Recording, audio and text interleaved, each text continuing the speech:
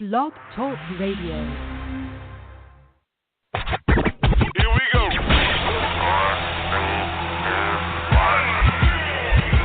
Blast off. This is True Capitalist Radio. True Capitalist Radio. I am your host, the man they call Ghost. The badass of business. Give him capitalism or give him death. That's it. Period. Broadcasting from his Skyline office studios in beautiful downtown Austin, Texas. You sound fruitier than a box of Fruit Loops, for Christ's sake. And now, he'll take it from here. Your host, the prognosticator of prognosticators, the man they call Ghost.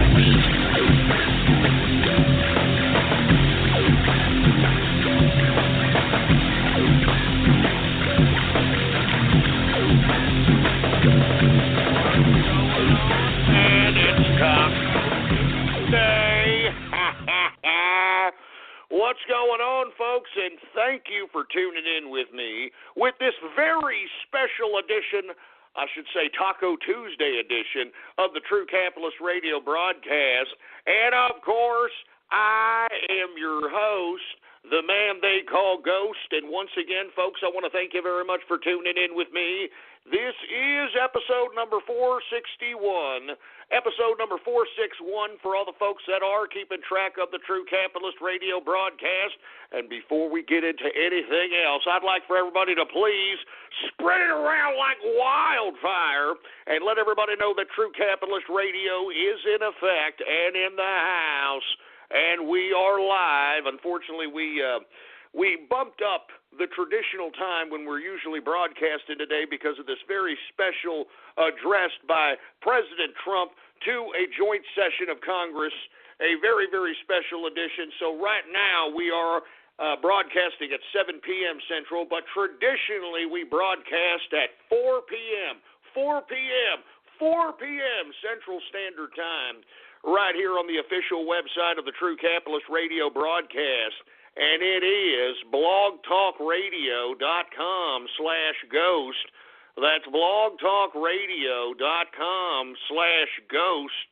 And, of course, if you have not done so, please follow me on Twitter. The Twitter name to follow is PoliticsGhost. All one word, no underscores. PoliticsGhost is the name to follow. Anyway, folks, I want to thank you very much if you happen to be tuning in with me on this very special edition of the True Capitalist Radio Show. The reason that we bumped up the show to 7 p.m. Central Standard Time today is because POTUS, the President of the United States of America, President Trump, is going to address a joint session of Congress. He is going to make a speech to America and to the world. And I think that it's going to be a very good speech, to say the least. It's at least an important speech beginning his presidency.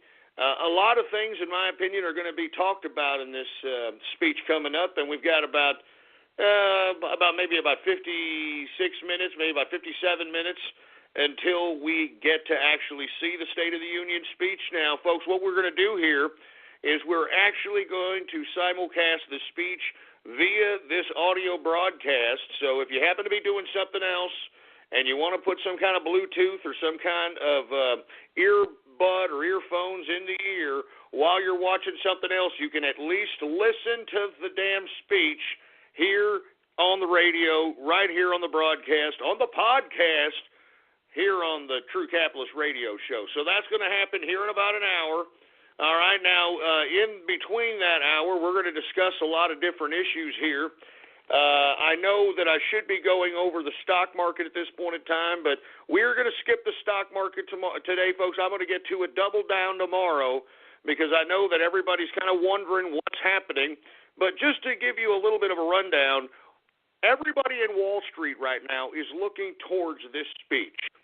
Donald Trump can literally make or break tomorrow on Wall Street, depending on what he outlines as it pertains to his tax plan and how can I put this, aggressive he can kind of pressure Congress into hurrying the hell up about it and passing some legislation as it pertains to tax reform.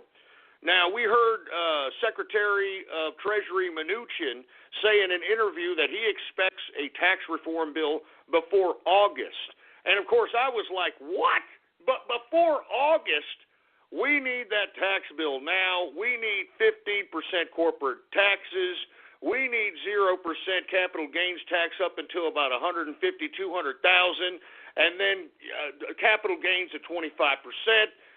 We need initiatives in the tax code that is going to enable folks to want to employ people, want to expand business, want to invest in capital goods. These are the types of things that are going to make an injection into the employment market, and that's why Mnuchin and the rest of the economic advisors to the Trump administration have focused on the fact that 4% GDP growth on a sustainable basis and full unemployment is definitely the key objectives to this economic team that Trump has comprised here.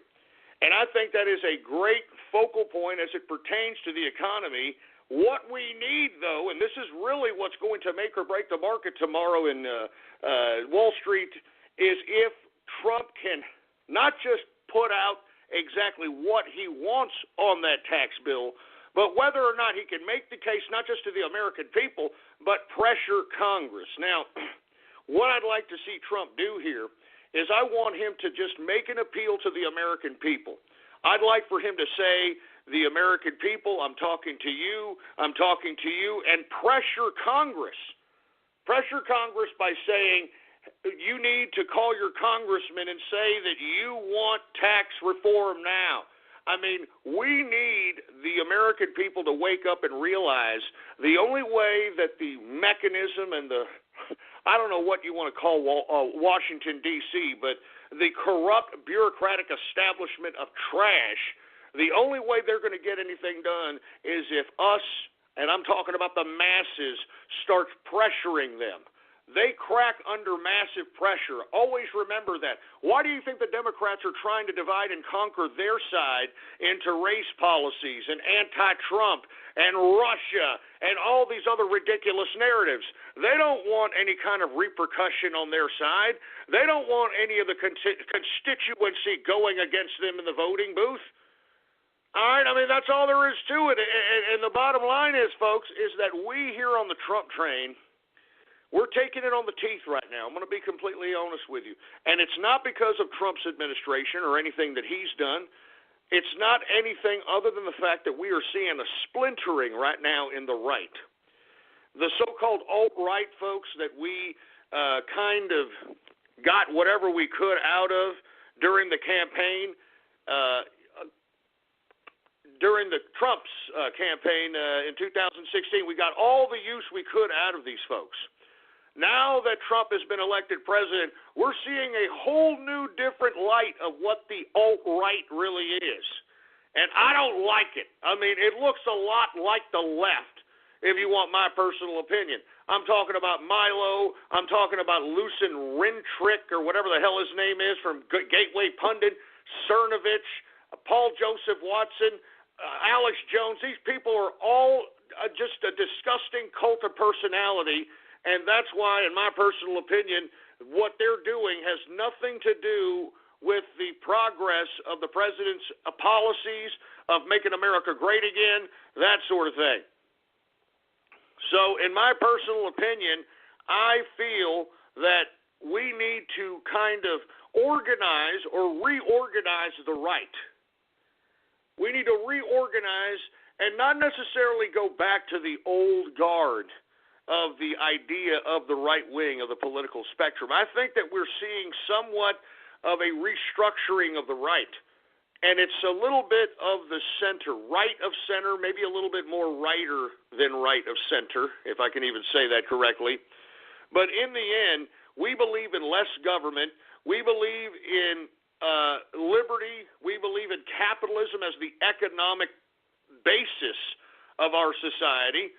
And we also believe, and at this point in time, given the fact that we have a globalist specter crawling down our necks, wanting to put a boot over our necks, in literal totalitarianism, nationalism is something that we all must start championing. we all must start embracing at this point in time, because right now we have a concerted effort by a variety of different bureaucratic systems, institutions, trying to implement a global order.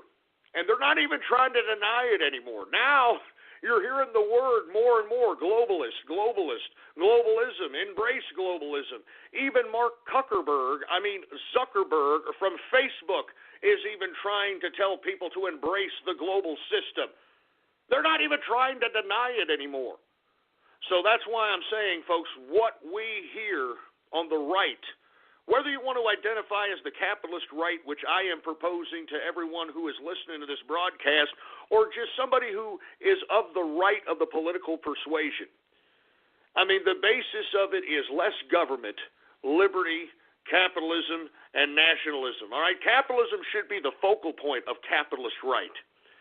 Now, before the president starts talking here, I definitely want to talk a little bit about capitalism. And the reason I want to talk about capitalism is because you have a lot of idiots out here on the left, a lot of morons out here that are trying to initiate this idea of capitalism being this boogeyman. This weekend, conveniently enough, Twitter had a hashtag that was, hashtag resist capitalism was trending for this past weekend on Twitter. Hashtag resist capitalism. I mean, what an oxymoron, because first and foremost, the whole reason why Twitter is a social media format is because of capitalism, okay? And secondly, the whole reason why anyone can communicate on Twitter is because they have some electronic widget that enables them to do so, because that was spawned by capitalism. But let's just say for the sake of argument, that these idiots are sitting here. You got this social. Let's just take a step back. Let's close our eyes for a second. And let's pretend there's some long-haired, liberal, bedwetting, hippie, social justice warrior snowflake making an argument, and he sounds like this. Dude, capitalism is bad.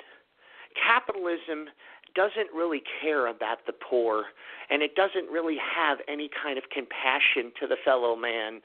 I mean, it doesn't really care about the victims that it lays waste to. Capitalism must be destroyed, because what needs to be done is a certain essence of equality of all mankind. We should all have a house to live in. We should all have an internet connection. We should all be able to be fed. We should all be able to share everything until the end of mankind. Now, let me explain something to this social justice warrior, socialist asshole who would be sitting here making this argument.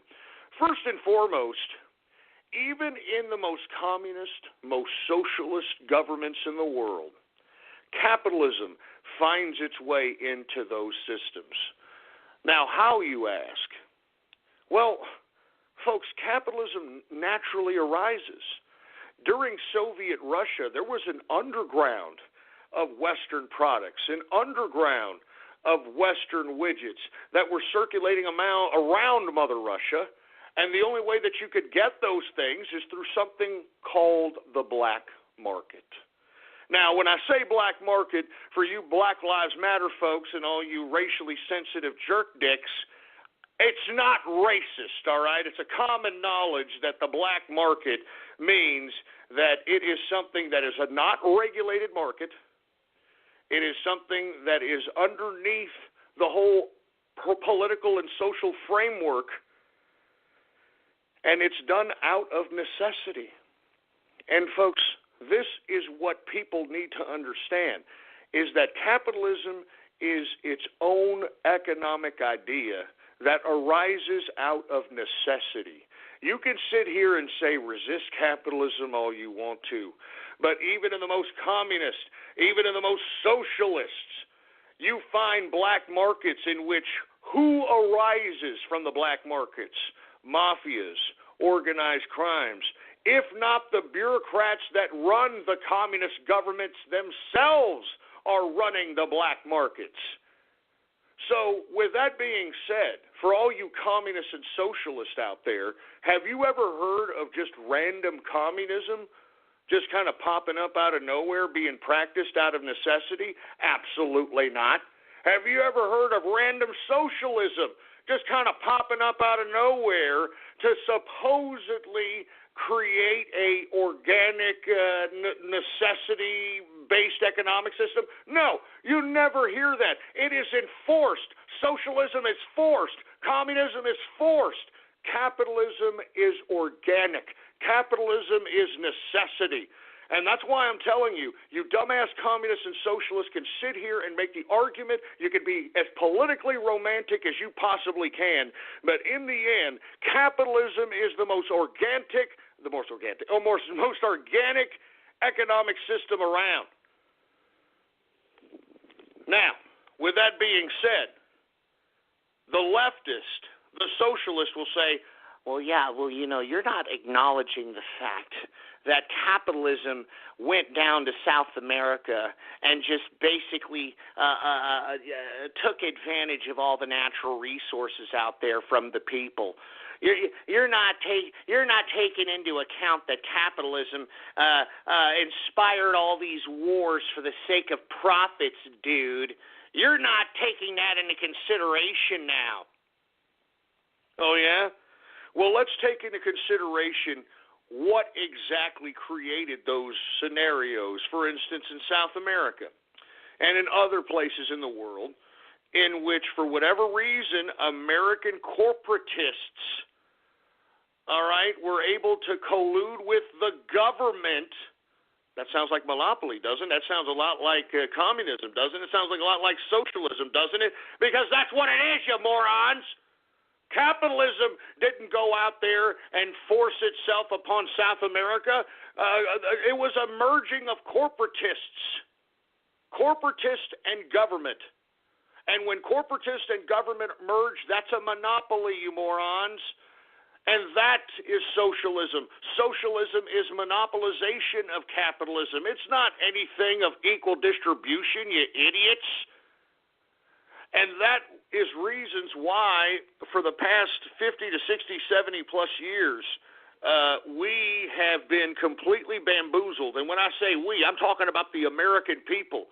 We have been anesthetized with our own American lifestyle, the American dream, and we have neglected our political responsibility.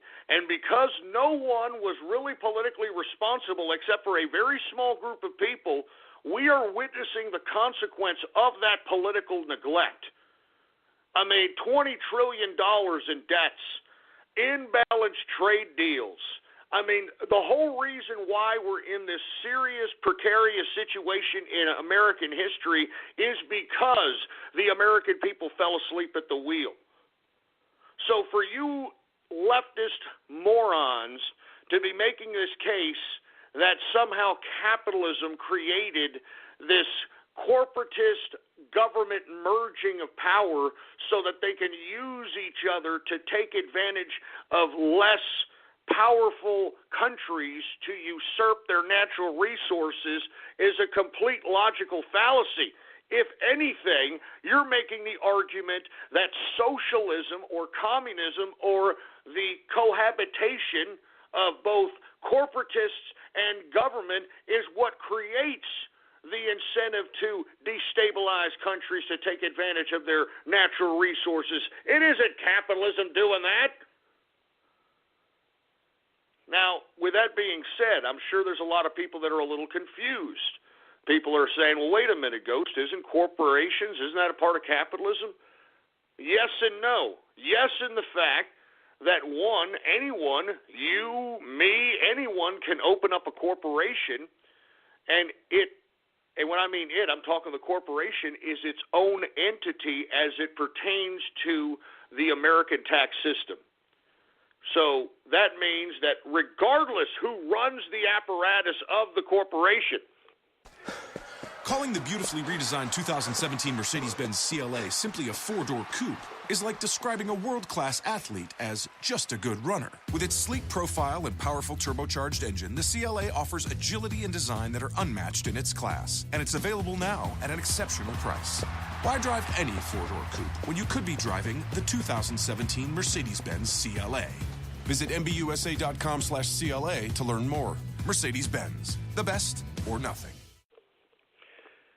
The entity itself is viewed as an individual by the government and the tax system.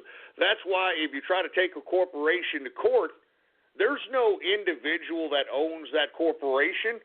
It's a consortium of executives and board of directors and stockholders, all right? Now, when you don't have anyone that really has any kind of vested interest in the corporation outside sustaining profits so that each and every one of these compartmentalized individuals within this corporatist system continues to get paid, continues to get their balloon payments, they're going to do whatever it takes, including merging with a bureaucratic public government. And you see, folks, that's what happened back in 2008, 2009, and that's what these dumbasses that are out here protesting and that are out here praising Barack Obama don't understand. They're too stupid to understand. Capitalism didn't create what's going on here. Mr. Yes, we can, Mr. Hope and change, this idiot and the Democrats, when they dominated the Congress, signed into law the Stimulus Package 2 bill. And I know I keep repeating this, but you people need to, I hope this is etched in your brain. Stimulus Package 2 was the biggest wealth transfer in world history. Over $1 trillion of America's tax-paying money was transferred into and directly to the hands of everybody and anybody who donated to the campaign contribution account of Barack Obama and the Democrats. And folks, I keep saying, and I'm going to keep saying it, if you take a look at everybody who got paid in that Stimulus Package 2 bill, and you compare it to everybody who's against Trump, I'm talking the media, I'm talking the collegiate system, I'm talking Hollywood, all these institutions that are, it seems as if they're coming together against Trump, as if they're all in collusion against Trump. The reason they are is because they got paid in Stimulus Package 2. I talked about it when it happened on this broadcast, folks. I said that we are witnessing a merger between private corporations and government. And it's not even, it's blatant. It was blatant. So that's why you have individuals like Hollywood. That's why you have individuals like the mainstream media. And you have everybody else at Wall Street, everybody else out here just completely against Trump because they got paid off. $1 trillion was given away in Stimulus Package 2. It was given away, man. It was given away. So you got a president now, Donald Trump, who ain't going to give dick away. Well, excuse my French, but seriously, he ain't going to give nothing away. You think that these people are going to be favorable to a capitalist president who ain't going to give nothing away except for equal opportunity for individuals that are conducting themselves as law-abiding citizens in America? I mean, do you understand what the true motives of all these protesters and all these people are now? You get it, right? There was a vested interest in the reason why all these people hate Trump. I mean, it doesn't even make sense why they hate him. The guy hasn't even been in office 40 days. He hasn't even been in office 40 days, and it's as if he had been in office for a whole term and literally ran the whole damn country down the toilet. I mean, give me a break. I haven't seen this kind of economic optimism in years. All right? I mean, you've got businesses coming in actually wanting to reinvest in America. You actually have companies that are actually wanting to provide jobs in America, high-paying jobs. You've got a president that actually wants to renegotiate all these trade deals. Folks, if you take a look back at the archive, blogtalkradio.com/ghost, it's like I was the only one talking about this stuff. You don't even understand what kind of a breath of fresh air it is. I mean, there's a president that is doing what I had been saying for 8-9 goddamn years. You don't even understand. And that's why, folks, I commit so much effort and energy into this broadcast now, because I know that whatever message that I'm trying to get across on this broadcast, people are listening, they're absorbing the information, and the proof is in our president. I mean, I don't think it's a coincidence that everything I talked about that no one was now is being implemented by this president. I mean, renegotiation of trade deals, an emphasis on economics. I was hollering and screaming about why the means of production were shipped out of America, and all that we have left, or at least before Donald Trump took office, all we had left as American jobs was service industry-oriented employment. All right? I mean, the only thing we produced in America for a little while, I should say, here in the recent past, I should say, the only thing we produced was cheeseburgers and entertainment. We had produced nothing else. I mean, we had nothing. So that's why, folks, I am trying to explain to you, and all these individuals that are out there that are trying to say that capitalism is this bad boogeyman, capitalism, it's its own entity that is created out of necessity. You can try to resist capitalism. You can try to kill capitalism all you want to. It won't go away. You could have the most communistic state. It will still find its way in an underworld, in a black market. Now, the thing about capitalism is if it's left untamed, what happens is that capitalism, especially in the black markets when it's unregulated, what happens? The dominating force is the most violent force. It's the force that can physically eliminate competition and then take markets. It's literally warfare. Now, what government is supposed to do to capitalism or with capitalism, in conjunction with capitalism, is to act as a referee. Act as a referee. That's what the whole rule of law. That's why we have a government. The government is not supposed to tell us what to do. It's supposed to make sure that everyone's doing what they're supposed to do so that the engine of society can continue to sustain itself forward and progress. All right? It's not supposed to dictate to us how much freaking water we're supposed to have in our toilets. It's not supposed to dictate to us we're not supposed to have damn barbecue grills in the back of our houses. It's not supposed to dictate to us what kind of cars we can drive. It's supposed to just do what it's supposed to do to regulate. And when I mean regulate, I'm not talking about all this heavy regulation. What Donald Trump is doing is exactly what the government should be doing. Getting out of the way of business and acting more as a referee, as less as a dictator. And that's that balance, folks. I mean, this is really what this American idea is about. We have to be politically responsible. And that's why, even though you've got these Milos and these alt-right idiots more worried about their own cult of personality and less about politics, and hence, that's why when you heard in the press conference with Milo Yiannopoulos, when he resigned from Breitbart, what did he say? He said, I'm going to focus more on entertainment now because I'm glamorous, bitch. I mean, he was never political. And as a matter of fact, I said on yesterday's show the contradictory statements he said as it pertained to internet censorship and regulation in an article in 2012. So with that being said, folks, I know I'm going off keister here. I kind of went off on a tirade, but I just want to reiterate, capitalism is not something you need to resist. What you need to resist is government. You need to resist government bureaucrats thinking that they know what's right and not the individual. And that's the focus of the capitalist right. The capitalist right that is trying to emerge through not only this broadcast, but just from the fervor that is spawned from the Trump train and the Trump administration, the capitalist right that's emerging, three simple adherents is what capitalist right is all about. Capitalism, obviously, is the first one. Liberty is the second one. Nationalism is the third.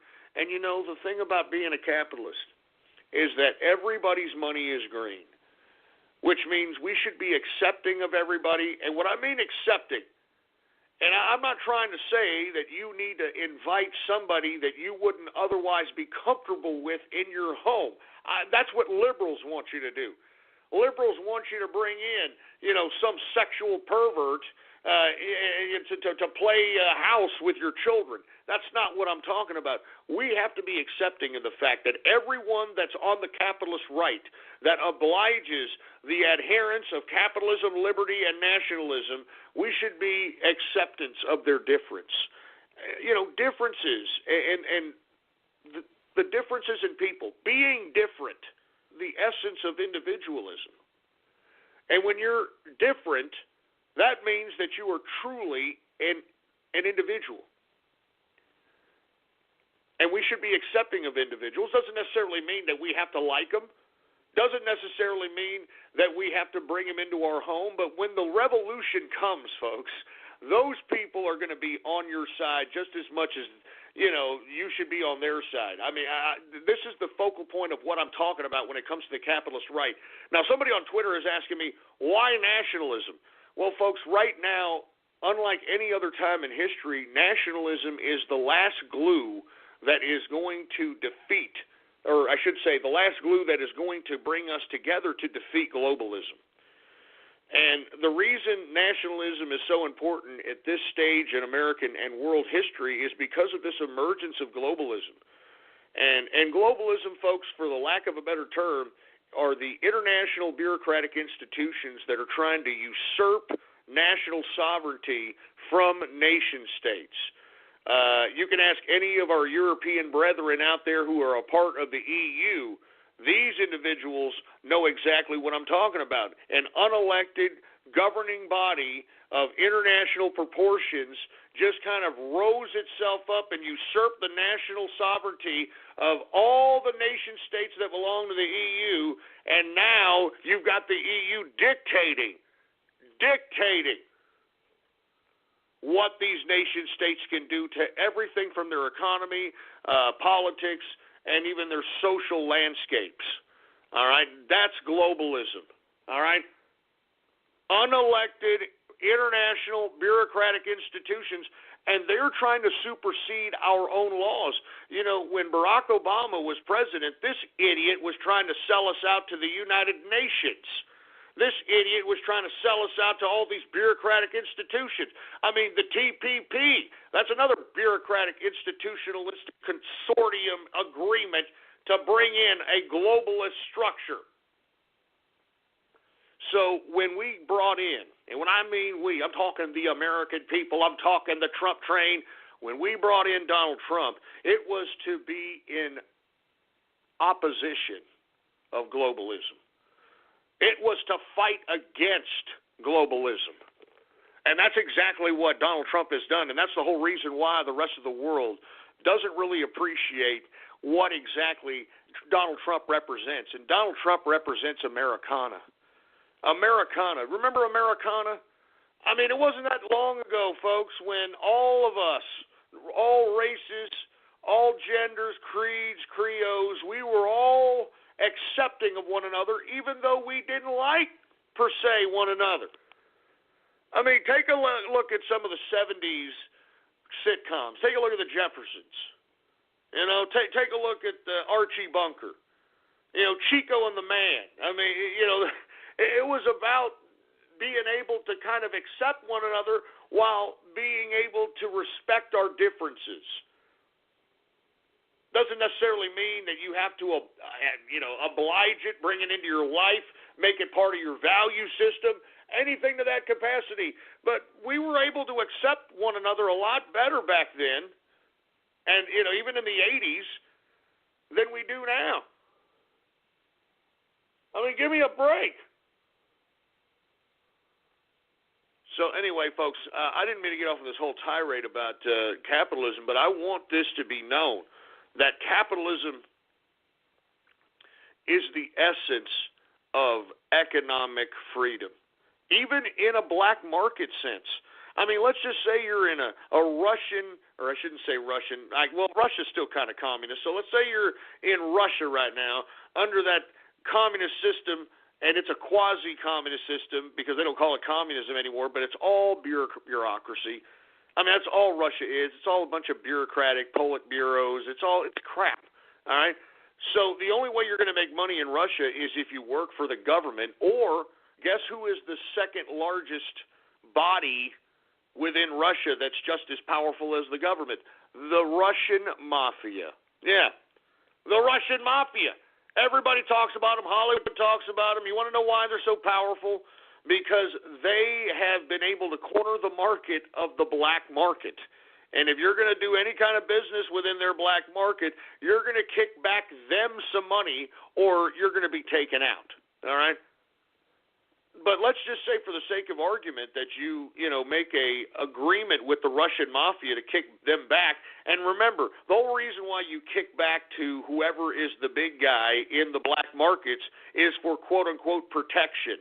That's called racketeering, unfortunately, but you kick back the money that you made in the black market to whoever is in control of the black market, so that if anything happens to you, like you get robbed or, somebody kind of mugs you for your score, you can go to these guys and say, hey, look, man, I got robbed over here. I'm a good earner. I'm giving you guys this. Help me out here. These guys are going to be like, hey, who's out here? Who's robbing in my turf and not kicking back to me? And they'll figure it out, and that's really what the black market is. And you see, that's capitalism. That's what's motivating that. Capitalism. I mean, in any black market, man, in any black market, drug dealers, the simple block hustler on the American street corner, what's motivating him? Capitalism. All right, whether you like it or not, capitalism will always be around. There will always be an underworld if they overregulate the actual capitalist idea in the political and social sense. There will always be a capitalism in the underworld, and there's nothing you can do about it. That's why, take a look at El Chapo. How the hell did El Chapo become so goddamn powerful? Because he was king of the underworld. King of the underworld in Mexico's drug trade. All right? He was so powerful that he would send himself to prison and break out whenever he felt like it, all right? And that's why the United States felt him so dangerous, because that's too much power for one man to have. I mean that's a powerful guy. I mean, the guy that's in control of the drug trade in Mexico, I mean, you understand that in the United States, we consume 80% of the world's narcotics. 80% of the world's narcotics is what we consume. And you've got El Chapo controlling the whole damn drug trade coming in and out of Mexico. I mean, that's major money. Billions of dollars. Billions. So anyway, with that being said, folks, that's why I wanted to say to all you resist capitalism idiots, you can resist it all you want. All right, the bottom line is that it's here to stay. You'll never get rid of it, and even if you attempt to get rid of it, overregulate it, try to act like you're some supreme communist, socialist, authoritarian, totalitarian, it will still find its way in underground black markets, and there's nothing you can do about it, because capitalism is natural. It's its own organism that has aroused through the social necessities of life itself. So you idiots can sit here and talk all the garbage you want to about capitalism. It's capitalism or death, because capitalism is the only method in which you can carve out your own destiny based on your own ambitions, your own creativity, your own skill, and you can basically carve out whatever life that you want to. That's all there is to it. Anyway, folks, we got about 20 minutes before the president speaks here, and what I'd like to do is I'd like to take some Twitter shout-outs right now, all right? That's right. Let's take some Twitter shout-outs before the president speaks, and we're also going to want to see, anybody who wants to listen to this broadcast, I'm going to pick a stream that's going to broadcast this State of the Union, probably the White House feed. I'm not really too sure. And we're going to go ahead and simulcast that here on this broadcast. I will be doing some commentary in between that speech to basically, highlight what I am seeing here what Trump actually means by some of the rhetoric he will say, so it's going to be fun. So let's go ahead and take some Twitter shout-outs. And for you folks that are unaware, all you've got to do is retweet the first tweet on my Twitter account. And the tweet to retweet is True Capitalist Radio Live. That's right, folks. True Capitalist Radio Live. And for all you folks that are unaware, you retweet that tweet, I'll give you a Twitter shout-out right here, live, right here in the broadcast. Anyway, the engineer has the night off, folks. All right, so he has the night off. He's probably out drinking, doing his thing. So I'm just going to go ahead and start Twitter shout-outs right now. Anyway, what's going on to Veteran Capitalist, man? How you doing? TCA Newsfeed, how you doing, man? We got AL the Game Freak. We've got, I'm not going to say that. We got Fidget My Midget in the house. We've got Damn Callie. Well, that's not funny, asshole. Seriously, that's not funny. Come on. Who else do we have here? We got, I'm not going to say that disgusting name. Lego Fan 421, what's going on? Bring back radio graffiti. No, let me tell you something, all right? Let's go ahead and take a look at the, since we're going to go ahead and do that now before the president starts speaking. For you folks that are unaware,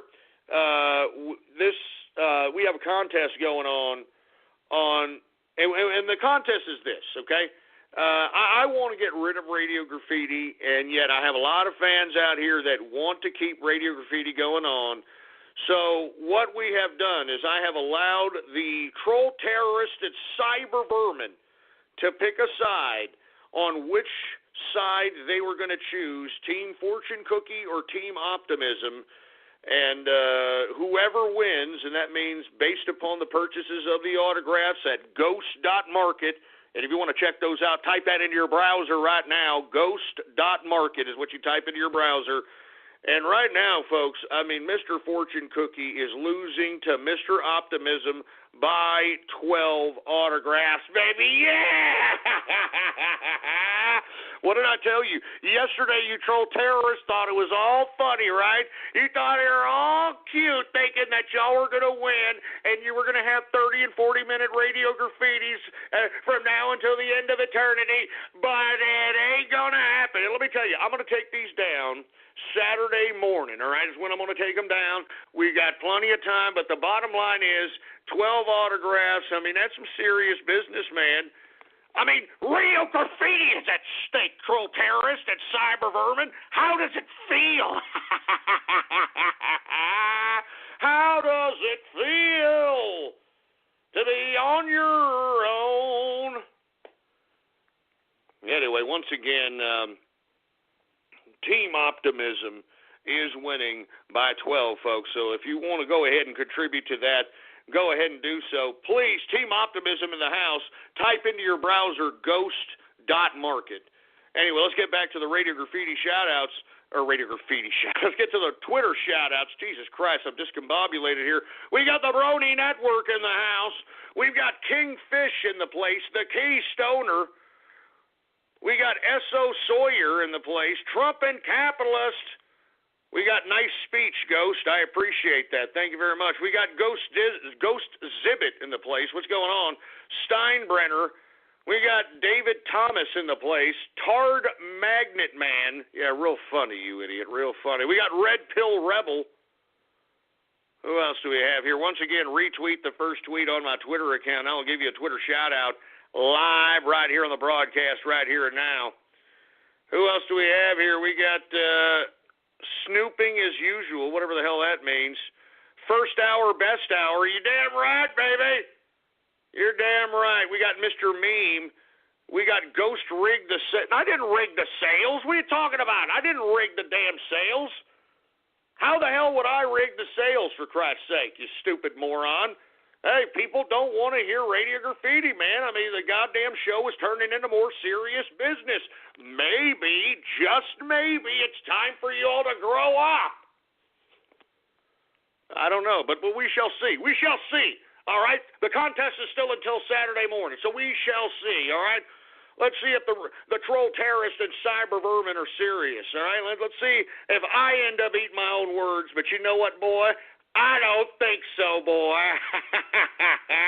I don't think so. Anyway, let me see. What else have we got here? We got Ghost. I'm not going to say that disgusting name. We got Milo's Bible study. Man, that's horrible. That's just horrible, for Christ's sake. We got Paxton terminated. Man, come on, man. Stop. Leave Bill Paxton alone already, man.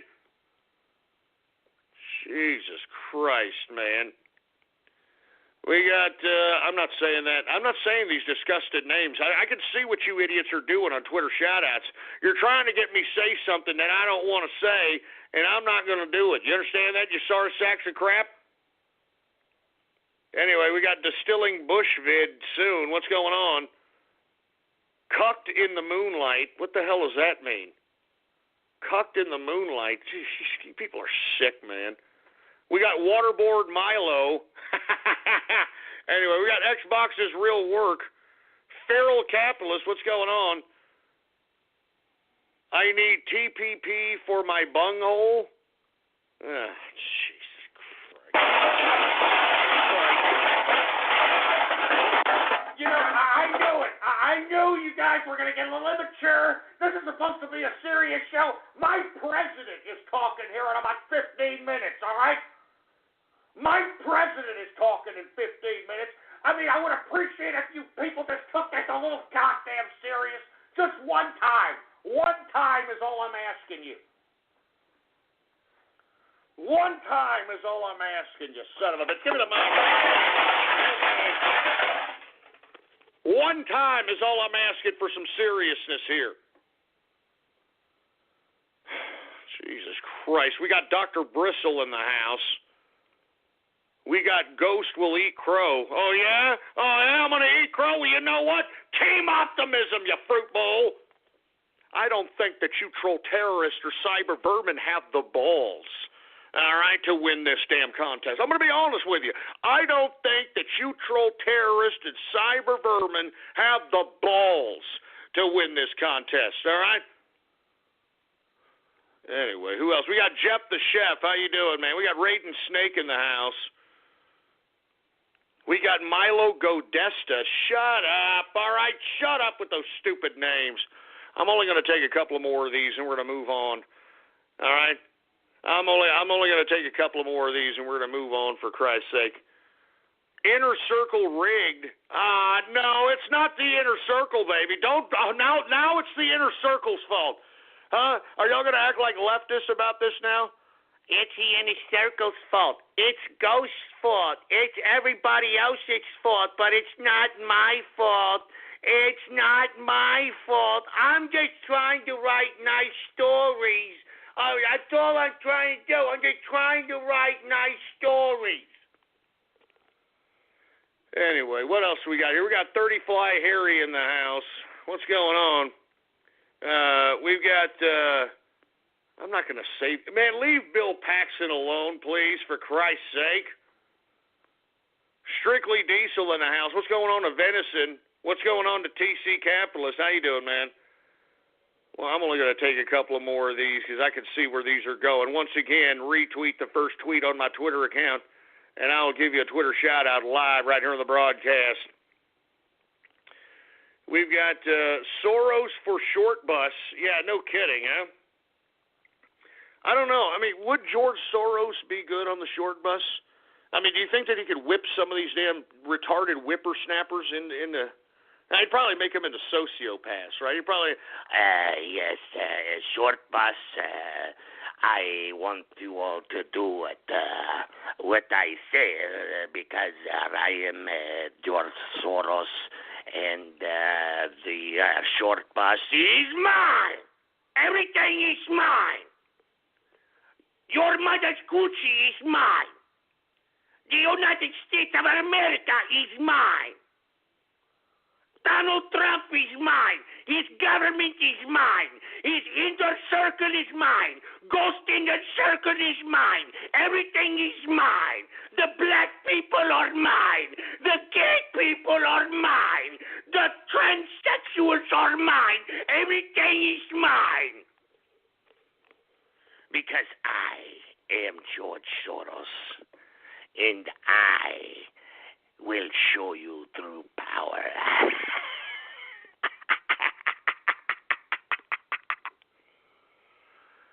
All right, that's about enough. All right, we got the MySpace Mexican in the house. We got Zyklon Biff in the place. Vetaforum Wars. What's going on? Jesus Christ. Who else do we have here? I'm only going to take a couple more of these. Paid shill for butter. What are you talking about, paid shill for butter? All right, it's not the butter, all right? And I'm talking pure butter. I'm not talking margarine. Butter, all right? Anyway, we got the capitalist Reich. The capitalist Reich. Come on. Don't go there. It's all we need is for the damn lamestream media. Anyway, we got Taco Capitalist in the place. And there's Blood Fart. What's going on in Blood Fart? No, there's the Whore Master. Oh, yes, I am the Whore Master. Oh, yes. We've got the 727 caller. We've got Radio Graffiti Recount. There ain't no recount, boy. What are you talking about? Jesus Christ. Who else do we have here? We've got, I'm not going to say these disgusting names. Come on, man. Paul Joseph Ghostin. There's Krillin. What's going on? What's going on with Jerry Garcia? Who else? We got Edgar Capitalist in the house. We got Marty Grass. Whatever the hell that, I don't know what the hell that's supposed to mean. What's going on to Xara Hawks? All right, look, we're about 9 minutes left into before we're actually going to see the president speak here. So let's go ahead and get prepared here. I'm looking forward to it. Now, since we've got about 9 minutes left, I'm going to say that the president is going to emphasize his tax plan, obviously. All right, aside from emphasizing his tax plan, he, in my opinion, is going to go off speech. He's going to go off the cuff, in my opinion. I think that he's going to go right at the Congress, and he's going to speak to the American people. I hope that he at least says, I'm speaking to and for the American people several times in this speech, because I think the American people need to listen, and I think they will, as long as the president keeps in mind that he needs to speak directly to the American people and basically direct the American people's frustration at the Congress in a very delicate, in a very nonchalant way, but we shall see what the president does. And at the same time, he is going to outline what the problems are as it pertains to repealing and replacing Obamacare, because as I stated, the Obamacare structure, the way it was structured, it was meant so that anybody who attempted to try to get rid of this thing would be left holding the bag with 40 million uninsured and unemployed in many cases, sick, old, and very poor people that can't support themselves medically, health-wise, that sort of thing.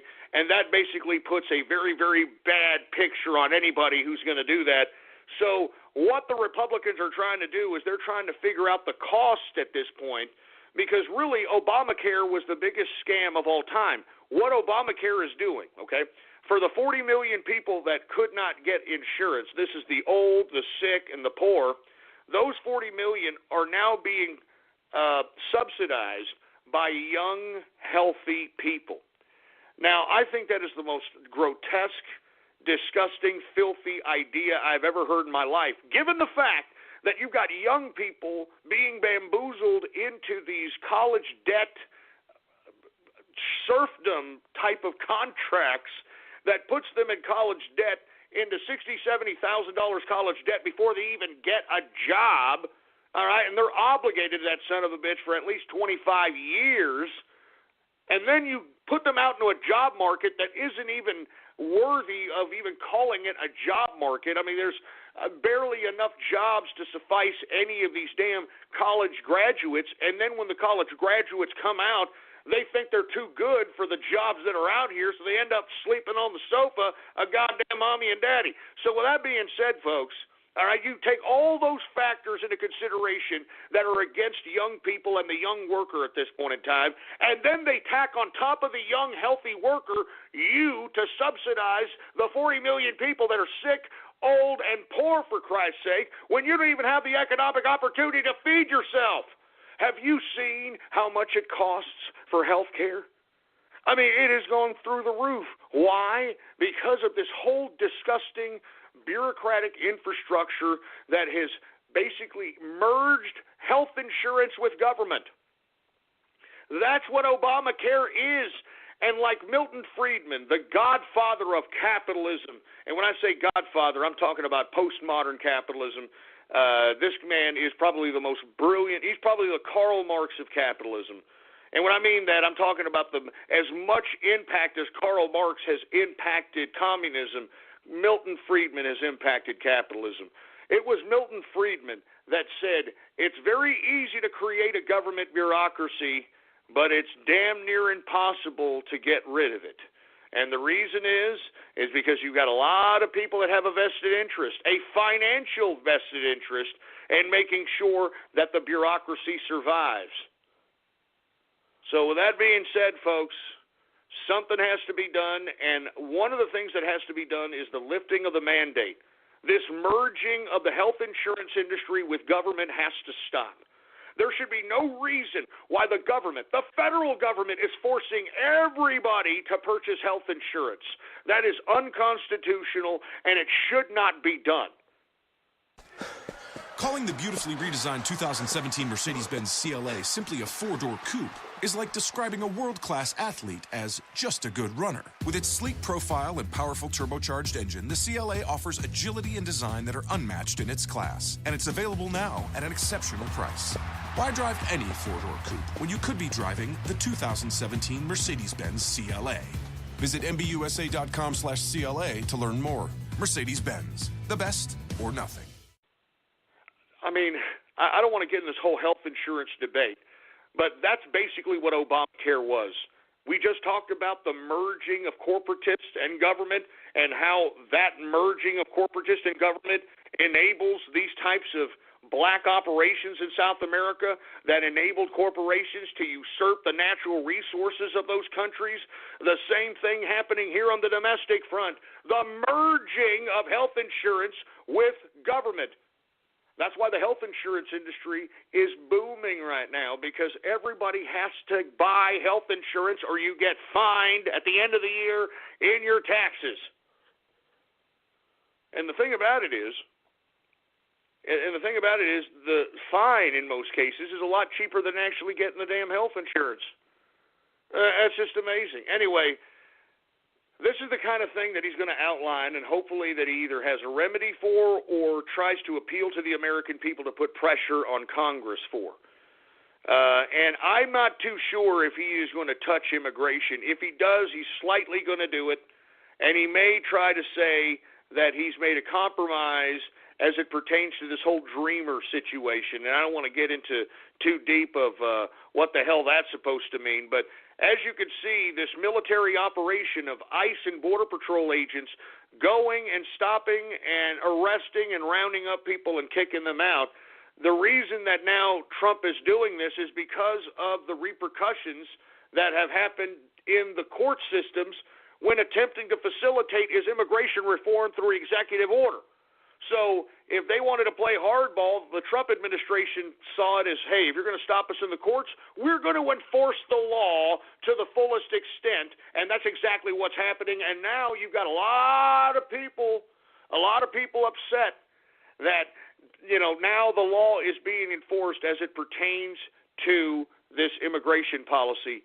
And right now, folks, I don't know if you're looking at the screen. I'm looking at the White House feed. Melania is coming out. What an immaculate dress that Melania Trump is wearing. Good God.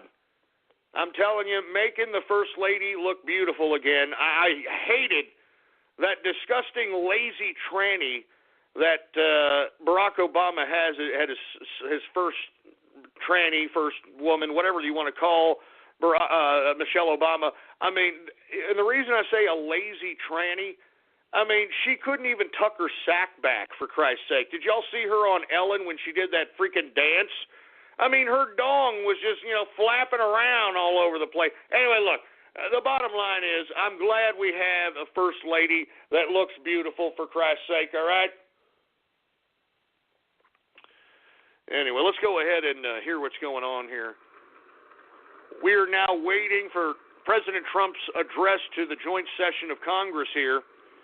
And aside from, as I stated, Obamacare, taxes, and possibly touching immigration, I think he's going to try to make an appeal to Congress to unify. And one thing he's going to address, the President's Cabinet. Here comes the Cabinet. One thing he's going to address, which I believe is going to get applause from the Democrats, believe it or not, is his infrastructure bill, in which he wants to bring up at least $1 trillion of spending to rebuild America's infrastructure. Now, of course, this goes against a lot of the fiscal conservative Republicans' ideals of being fiscally conservative. But at this point in time, folks, America has fallen apart. I mean, we've spent $14 trillion on wars that we've gotten nothing from other than debt and a bunch of veterans that, for whatever reason, the Veterans Affairs doesn't even want to take care of. I mean, it's a tragedy. It's sad. It's time to make America great again. And I'm sincerely hoping that these people come to some sort of an agreement as it pertains to the counterbalancing, I should say, of the infrastructure bill, intermixed with maybe compromises in the Obamacare repealing and replacing, and compromises with the tax cut. And I'm hoping that politically, whoever's Trump's advisor, they can kind of shape this type of narrative into the speech to kind of rabble-rouse the Congress for some level of unity, while at the same time appealing to the American people. All right? Appealing to the American people is a big goddamn deal, and I hope that Donald Trump says the American people, that phrase, the American people, several times throughout the speech. Now, right away, we are looking at the Cabinet entering in the joint session of Congress. Everything is getting set underway, folks. We are waiting. We're within minutes of Donald Trump, coming in and headed towards the podium here. But once they come in, once they announce Mr. Speaker, the President of the United States, Donald Trump is going to be walking through and be shaking hands with everybody. Everybody's going to want to shake his hand. Now, look at the reaction of people when they try to shake his hand. You're going to know. You're going to know who's for Trump, who isn't. I mean, this is very, very good analysis of facial expressions and facial features and that sort of thing. And for you folks that want to watch on with us, I am watching the official White House YouTube broadcast of this joint session of Congress that is going to be addressed by POTUS, President of the United States, Donald Trump. So what we're now doing is we're waiting. We're looking at these mumser Washington, D.C. bureaucrats rubbing elbows, hobnobbing with each other because they think that they have so much power and they think that they have the American people manipulated. Not anymore, folks. Not anymore. Not with the advent of the Internet. Not with the advent of the ideas of the capitalist right and the ideas that we no longer oblige the two-party paradigm. And what we are now doing is usurping the parties and refashioning them to work for the people's advantage. And I'm talking the true people's advantage. I'm not talking about a bunch of leftist morons that are doing the damn globalist bidding. Jesus Christ. So anyway, right now we are witnessing and we are waiting. We are waiting. I'm just looking at the White House's, and the reason I like the White House's feed is because there's no pompous-ass commentary. You know, because if you're watching any of these other events, you're going to hear some leftist on that panel. I mean, even if it's Fox News, you're going to hear some leftist, well, the president, I think, is up against the wall. He's got everything against him. Both sides of Congress are against him. You've got some factions within his party that are calling for an investigation into this Russia scandal. You've got the Democrats actually taking the Russia's that whole Russian narrative to their advantage. So as long as Republicans are continuing on and pressing this Russia narrative, you're going to have the Democrats very happy with this. So we shall see if the president even addresses that. And all this garbage. All this garbage. Anyway, let me go ahead and take a sip here. We are waiting for the president right now. And I'm waiting and seeing. I'm actually anxious. It's going to be a very, very important speech for the president. And I'm sure he's kind of feeling the pressure a little bit. I mean, regardless, let me tell you, during the inauguration, man, he was a cool cucumber. Did y'all remember that? I mean, he was waiting in that rotunda there, waiting to go out and, go speak during his inauguration and waiting for his inauguration. And, man, it was like no big deal, man. Cool and collected. You know what I mean? Like no big deal. That was awesome. Awesome. I'll never forget that. This is a little different here. Uh-oh, here we go. Who do we got? Mr. Speaker, the President of the United States. All right, here he comes, folks. Here comes Donald Trump, the President of the United States, coming down the aisle, and look, he's going to have to shake everybody's hand. Take a look at the faces of these mumsers here. You're going to basically see, that constipated look on a lot of people's faces that really don't like Donald Trump because they know that he doesn't like this bureaucratic bunch of garbage. They know that this is the capitalist revolution. The capitalists have taken control of state power, and they're trying to do whatever it takes to stop Donald Trump. And they're not going to do it. And you want to know why they're not going to do it, folks? Is because us. We are an organic force that the mainstream media can no longer shape the narrative of. I mean, we've already taken the red pill. We can see right through these people. Look at. Nobody wants to shake his hand. Look at Donald Trump. He's ignoring people too. Look at him. I mean, he's going right to the podium. He doesn't want to sit over here and shake these stupid bureaucrats' hands. Look at Donald Trump. Just screw these bureaucrats. Screw them. Every time I've seen a president do a speech like this, it's literally like 25, 30 minutes of handshaking and having all these people kiss the president's ass. I like how Trump is. You know what? All right, whatever. I got things to do. How you doing? I got things to do. I'm the president here. All right, it's a capitalist revolution. Wait a minute. Is that red tie Trump, or is that a black tie? Is that a black tie? Is that black tie Trump? What the hell is that? It's black tie Trump. This is interesting here. Black tie Trump. Usually see red tie Trump, which is the truthful Trump. The blue tie Trump, which is the kind of Trump that's the politician Trump. The black tie Trump. This is a very interesting. This is very interesting here. Very, very interesting. Very interesting. Black tie with white stripes. Very interesting. Look at he's shaking the hands of the conservative justices. You can tell Sotomayor and all those damn. Look at these liberals. They don't even want to shake the president's hand. Screw you, liberal pieces of garbage. Now there's Sotomayor. They're shaking his hand. And there's that. What is that broad? That broad that looks like a cross between Shemp and Chaz Bono. What the hell is her name? Kagan. Whatever the hell. I don't even know what her name is. Whatever the heck. Kagan is her name. That's it. Jesus Christ. Hey, look at Melania, man. She looks beautiful as hell. Making first ladies look beautiful again, I'll tell you that. Anyway, let's get to, the president is trying to get through this horde of dumbass bureaucrats to get to right to the podium. This is one of the quickest handshaking sessions I've seen going through the joint sessions of Congress here. Let's see how you're not going to shake the hand of, he's not going to shake the hand of Paul Ryan. He's not shaking the hand of Paul Ryan or Pence. No, here we go. All right, I was about to say.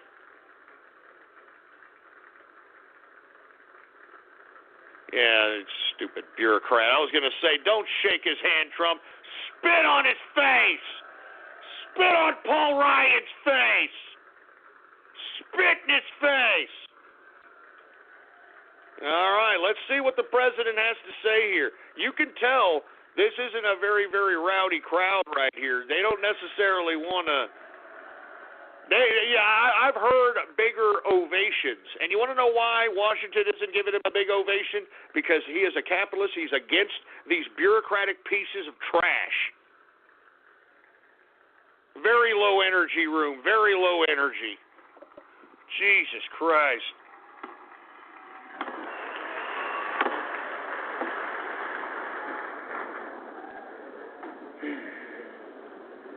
What the hell was that? What the hell was that sigh, Ryan? The high privilege and the distinct honor of presenting to you the President of the United States. I mean, are you kidding me? What the hell was that sigh about by Paul Ryan, man? This son of a bitch. I'm telling you, Paul Ryan, you just wait, man. We're writing a piece about you to unearth your stupid, corrupt, bureaucratic establishment disconnected from the American people ass. You just wait. Man, what a low energy room. You can tell these bureaucrats don't like the capitalist revolution. And you know what? They're just got to sit there and take it and eat it. Eat it. Mr. Speaker, Mr. Vice President, members of Congress, the First Lady of the United States. She gets a bigger ovation. It's probably because of the dress she's wearing.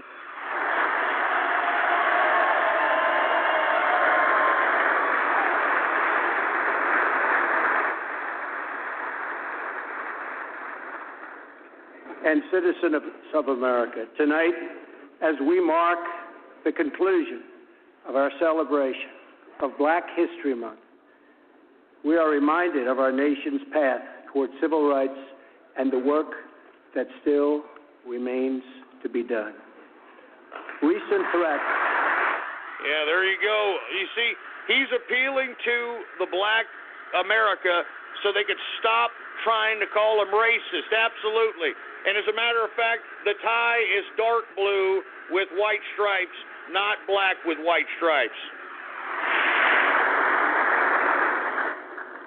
Recent threats targeting Jewish community centers and vandalism of Jewish cemeteries, as well as last week's shooting in Kansas City, remind us that while we may be a nation divided on policies, we are a country that stands united in condemning hate and evil in all of its very ugly forms. There you go. Put an emphasis on uniting people, less divisiveness, unlike a previous president, I might mention. Let's bring the country together and let's lay it out. Each American generation passes the torch of truth, liberty, and justice in an unbroken chain all the way down to the present. That torch is now in our hands, and we will use it to light up the world. I am here tonight to deliver a message of unity and strength, and it is a message deeply delivered from my heart. A new chapter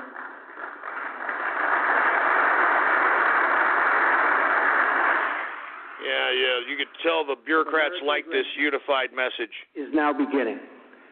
A new national pride is sweeping across our nation, and a new surge of optimism is placing impossible dreams firmly within our grasp.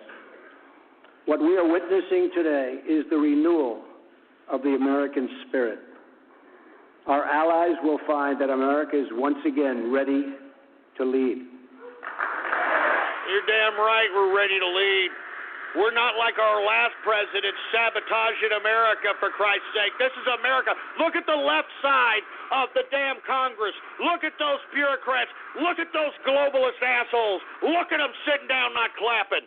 All the nations of the world, friend or foe, will find that America is strong, America is proud, and America is free.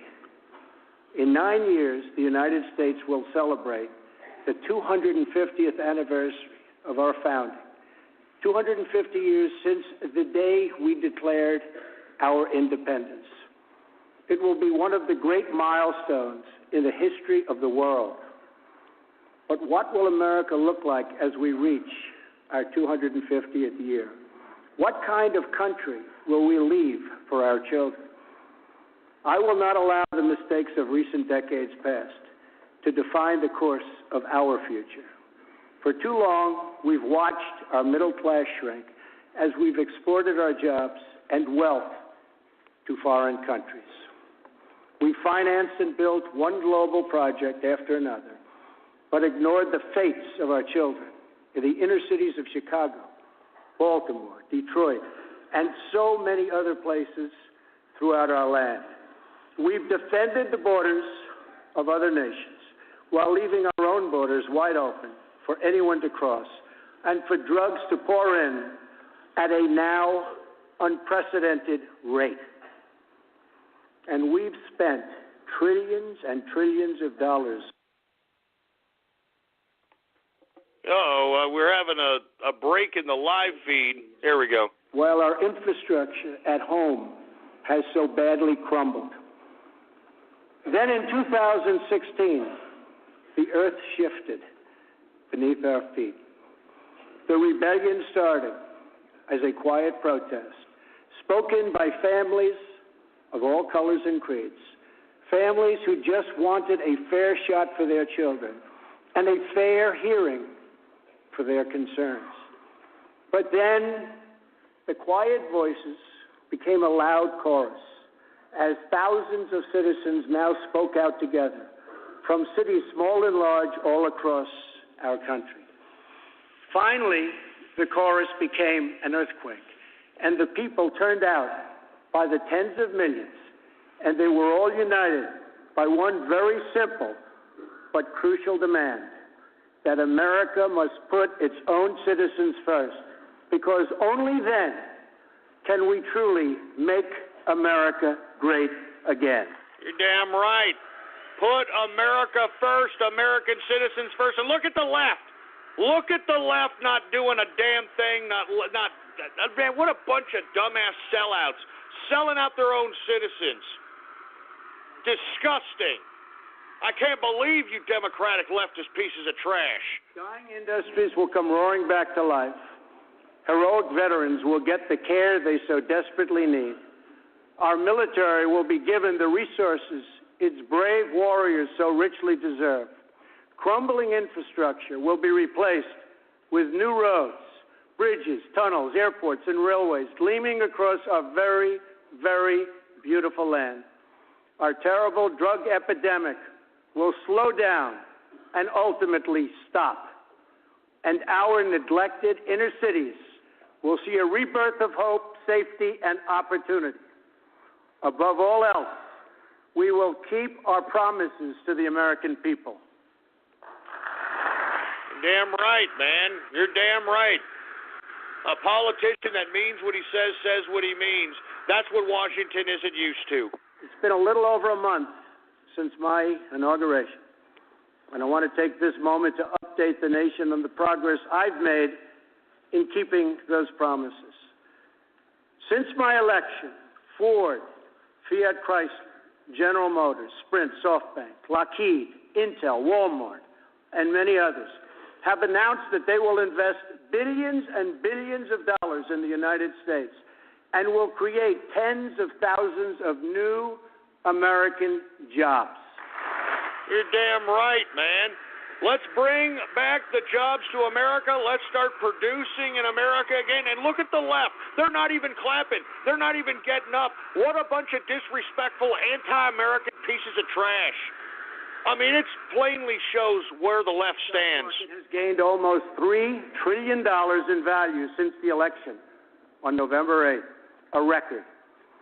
We've saved taxpayers hundreds of millions of dollars by bringing down the price of fantastic, and it is a fantastic, new F-35 jet fighter, and we'll be saving billions more on contracts all across our government.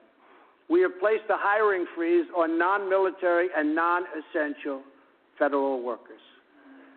We have begun to drain the swamp of government corruption by imposing a 5-year ban on lobbying by executive branch officials, and a lifetime ban.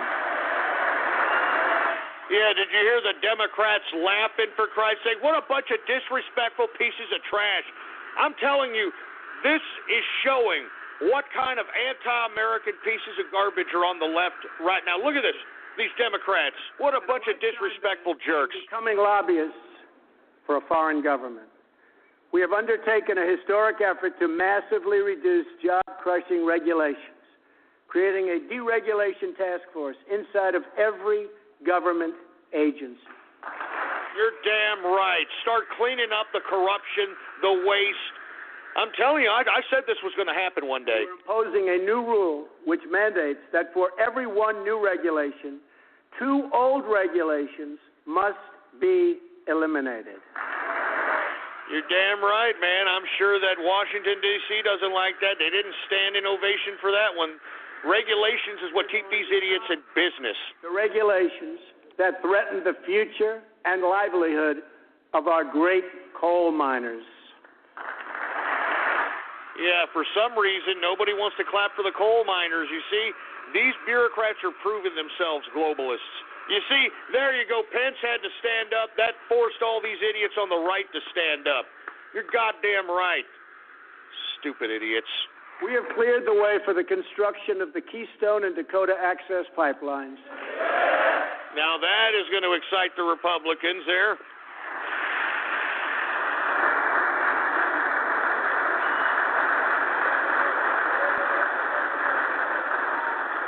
Thereby creating tens of thousands of jobs. And I've issued a new directive that new American pipelines be made with American steel.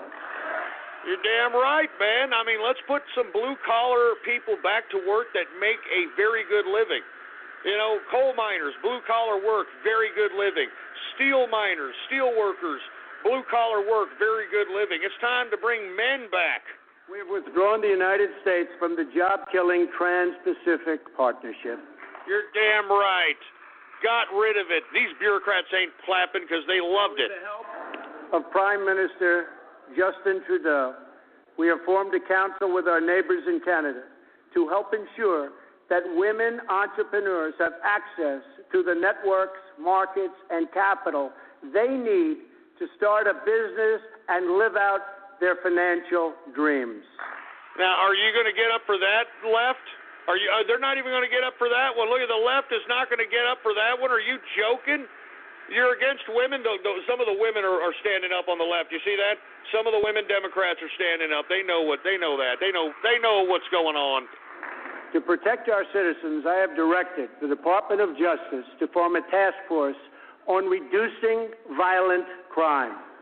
I have further ordered the Departments of Homeland Security and Justice, along with the Department of State and the Director of National Intelligence, to coordinate an aggressive strategy to dismantle the criminal cartels that have spread all across our nation. You're damn right, man. I'm telling you, this is music to my ears. I mean, this is a pro-American speech if I've ever heard one, and that's why the politicians ain't clapping so hard, because they're globalists. They don't give a crap about America. We will stop the drugs from pouring into our country and poisoning our youth, and we will expand treatment for those who have become so badly addicted. Is that the left clapping? Because the right doesn't really give a crap about the addiction. Oh, well, I guess so. Yeah, they're standing up on that one. They got to, because heroin is affecting the Midwest and the Rust Belt. The administration has answered the pleas of the American people for immigration enforcement and border security. Border security, he's going to go into it. By enforcing our immigration laws, we will raise wages, help the unemployed, save billions and billions of dollars, and make our communities safer for everyone. You're damn right. Bring up that minimum wage, because what's keeping wages down is the illegal immigrants illegally working. To succeed, but that can't happen in an environment of lawless chaos. We must restore integrity and the rule of law at our borders. Absolutely. Absolutely. It's time to make America great again, folks. I mean, this is a great speech thus far, regardless of what the low-energy goddamn idiots in Congress are doing. Great pro-American speech. I'm telling you, I'm glad this man's my president. For that reason, we will soon begin the construction of a great, great wall along our southern border. Yeah, you could tell the Democrats didn't like that one. They were kind of hissing about that one, but you know what? Too bad, Democrats. We know that you're anti-American. We know that you don't care about the American citizen. We are removing gang members, drug dealers, and criminals that threaten our communities and prey on our very innocent citizens. Bad ones are going out as I speak, and as I promised throughout the campaign. To any in Congress who do not believe we should enforce our laws, I would ask you this one question. What would you say to the American family that loses their jobs, their income, or their loved one because America refused to uphold its laws and defend its borders? Yeah, what are you going to say? That's exactly what I wanted to hear. Talk to the American people and pressure Congress. What are you going to say to them there, you D.C. pricks? Our obligation is to serve, protect, and defend the citizens of the United States. We are also taking strong measures to protect our nation from radical Islamic terrorism. Man, the first time we've heard that in Congress for a long time, huh? Radical Islamic terrorism. You're damn right. Had a damn pro-Islamic president for 8 years. It's long enough. Calling the 2017 Mercedes-Benz GLA simply a compact SUV is like describing a cathedral as just 4 walls and a ceiling. The GLA is both a beautiful work of design and one of the most functional SUVs in its class, and it's available at an exceptional price. Why drive any compact SUV when you could be driving the 2017 Mercedes-Benz GLA? Visit MBUSA.com/GLA to learn more. Mercedes-Benz, the best or nothing. According to data provided by the Department of Justice, the vast majority of individuals convicted of terrorism and terrorism-related offenses since 9/11 came here from outside of our country. We have seen the attacks at home, from Boston to San Bernardino to the Pentagon, and yes, even the World Trade Center. We have seen the attacks in France, in Belgium, in Germany, and all over the world. It is not compassionate, but reckless to allow uncontrolled entry from places where proper vetting cannot occur. You're damn right. I mean, give me a break. Why do these leftists, why do the Democrats want to bring in the wild Yehudis?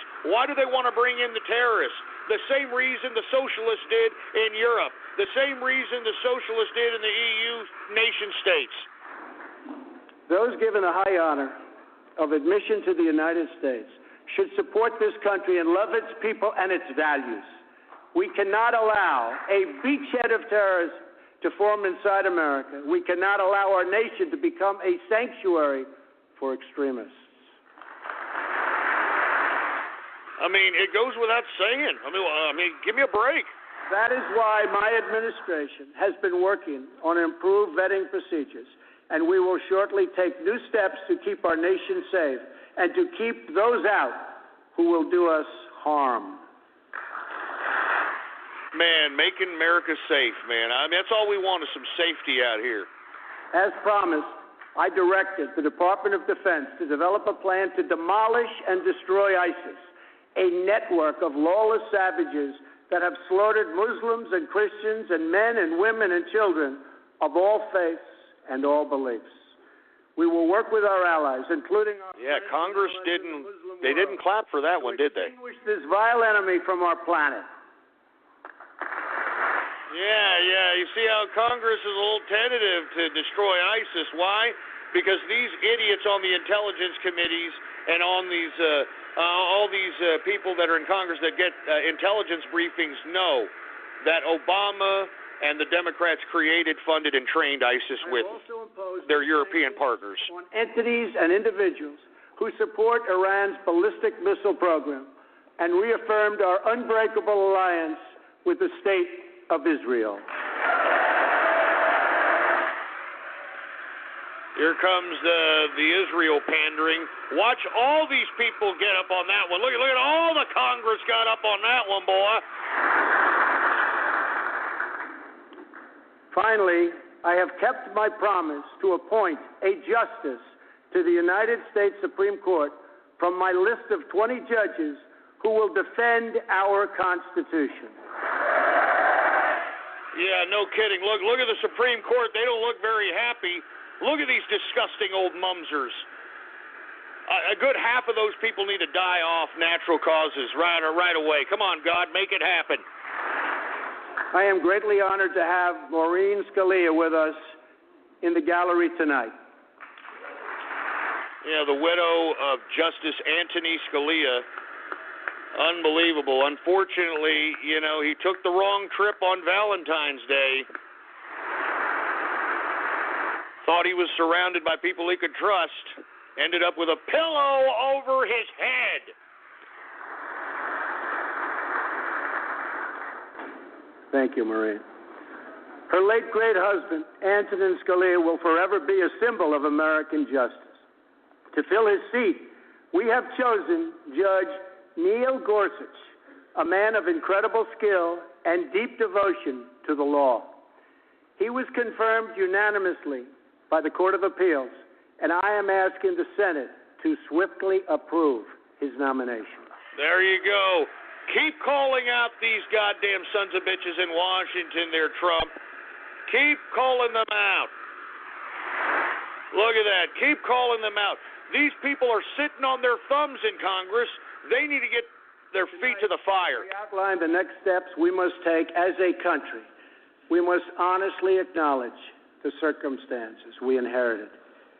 94 million Americans are out of the labor force. Over 43 million people are now living in poverty, and over 43 million Americans are on food stamps. More than 1 in 5 people in their prime working years are not working. We have the worst financial recovery in 65 years.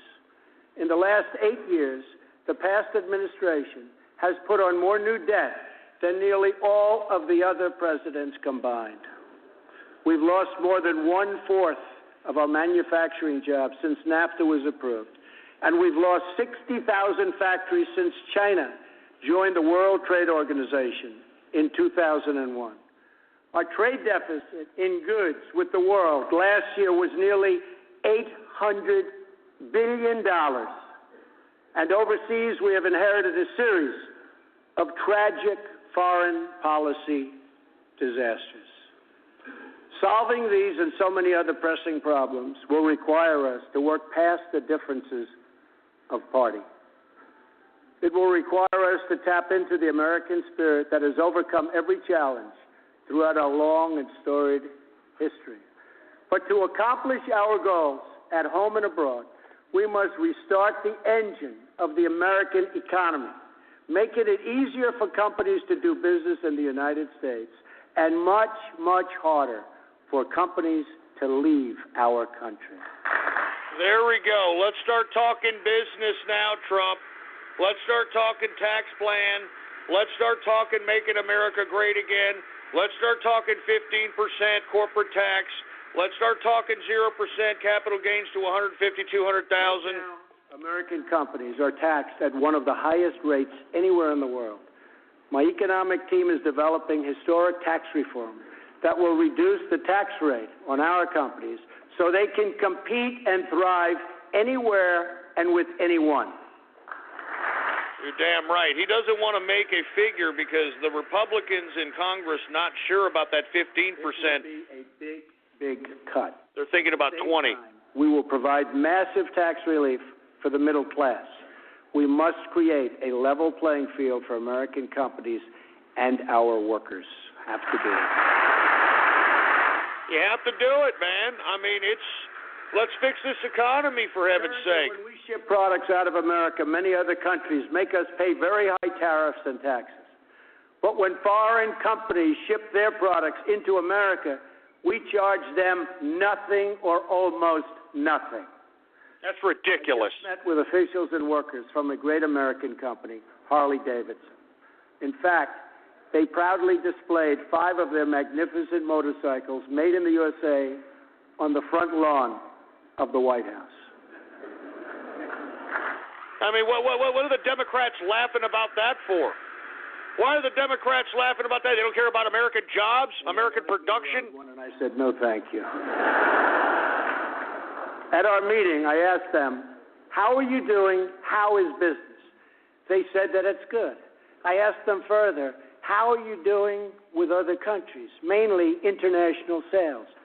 They told me without even complaining, because they have been so mistreated for so long that they've become used to it, that it's very hard to do business with other countries because they tax our goods at such a high rate. They said that in the case of another country, they tax their motorcycles at 100%. Oh. They weren't even asking for a change, but I am. I believe. You're damn right. Come on, Trump. Stick it to these Congress idiots, man. Tell them to get on the balls. Tell them to stop sitting on their thumbs. It's time to start producing again. Damn it. It's time to be a competitor on the world stage, on the world economic stage.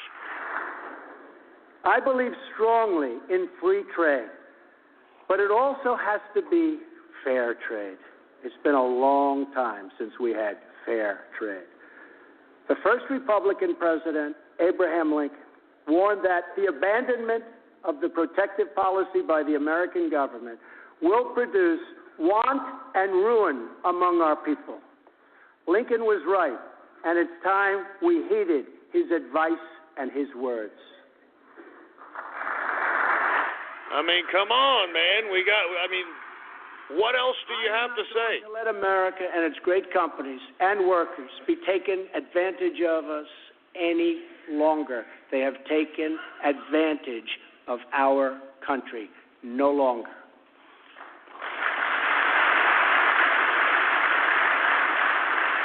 I'm going to bring back millions of jobs.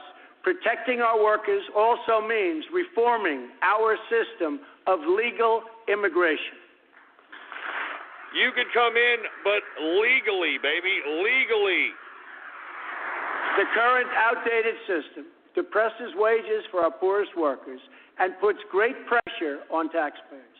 Nations around the world, like Canada, Australia, and many others, have a merit-based immigration system. Yeah, merit. Oh, they don't like that, huh? Not a merit-based? It's a basic principle that those seeking to enter a country ought to be able to support themselves financially. Yet in America, we do not enforce this rule, straining the very public resources that our poorest citizens rely upon. According to the National Academy of Sciences, our current immigration system costs American taxpayers many billions of dollars a year.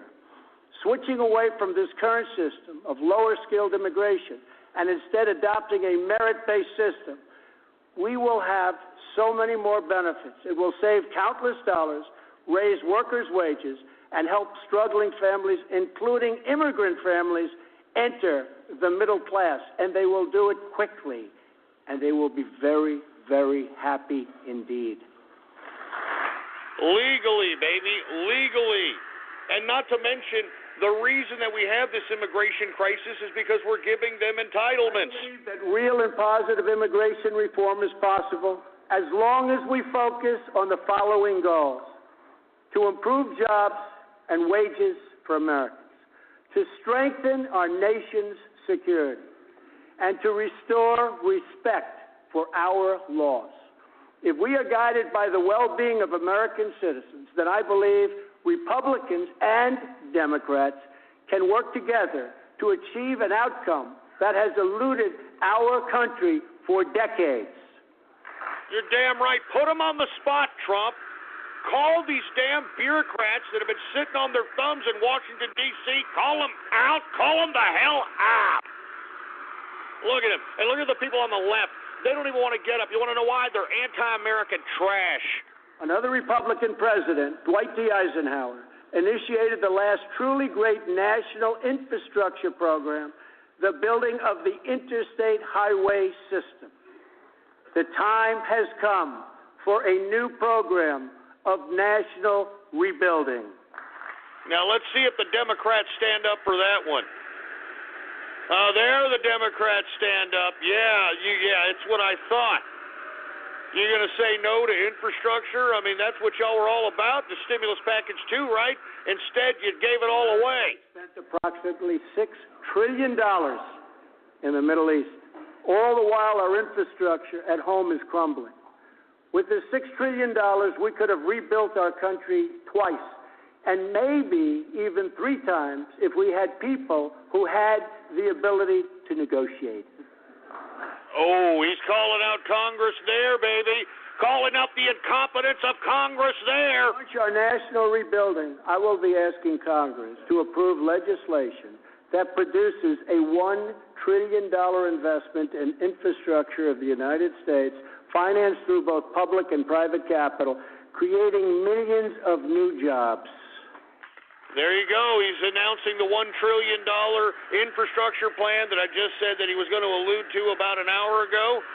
The Democrats are standing up for that. Everybody's standing up for that. And the reason is because everybody is for infrastructure. Well, I don't know. What's going on with the Democrats? Y'all don't want to stand? Look, they're all looking at each other like, oh, well, I'm standing. It will be guided by 2 core principles: Buy American and Hire American. You're damn right. I mean, isn't that a simple thing? Buy American, hire American. I'm calling on this Congress to repeal and replace Obamacare. Yes, calling on the Congress to repeal and replace Obamacare. That's right. Call them out, Trump. Call these sons of bitches out. You got the world watching you right now. There's 106,000 people, almost 107,000 people on the White House YouTube feed right now. Repeal and replace Obamacare. Call these dumb bureaucrats out. With reforms that expand choice, increase access, lower costs, and at the same time provide better health care. They don't like that, huh? They don't like that. Mandating every American to buy government-approved health insurance was never the right solution for our country. Yes, that's right. I'm glad he's calling out the mandate. I'm glad he's publicly saying the mandate was horrible. The way to make health insurance available to everyone is to lower the cost of health insurance, and that is what we are going to do. I don't know how that's going to happen. That's going to be a very interesting game, to say the least. I mean, I particularly don't believe in the health insurance system on the patient side. I think it's a ripoff, so on and so forth. Nationwide have increased by double and triple digits. As an example, Arizona went up 116% last year alone. Governor Matt Bevin of Kentucky just said Obamacare is failing in his state, the state of Kentucky, and it's unsustainable and collapsing. 1/3 of the counties have only one insurer, and they're losing them fast. They are losing them so fast. They're leaving, and many Americans have no choice at all. There's no choice left. Remember, when you were told that you could keep your doctor, those were the Democrats. We now know that all of those promises have been totally broken. Obamacare is collapsing. Complete lie. And we must act decisively to protect all Americans. Yeah, you see, I hope every American person hears that and realizes that. And he looks right at the Democrats. It's your fault. You lied to the American people. You're a piece of trash. And how do you sleep at night, you leftist pieces of long-haired hippie garbage? Action is not a choice. It is a necessity. So I am calling on all Democrats and Republicans in Congress to work with us to save Americans from this imploding Obamacare disaster. And he points right to the Democrats. Obamacare disaster. It's your fault. It's your bag. The principles that should guide Congress as we move to create a better health care system for all Americans.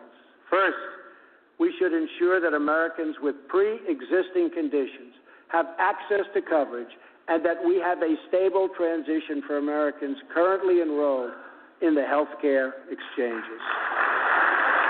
You see, he's pulling out an olive branch to the Democrats. Let's see if they stand up on that one. No, they don't. They don't even care. Look at them. No, it doesn't say Obamacare. We should help Americans purchase their own coverage through the use of tax credits and expanded health savings accounts. But it must be the plan they want, not the plan forced on them by our government. You're damn right. You're damn right.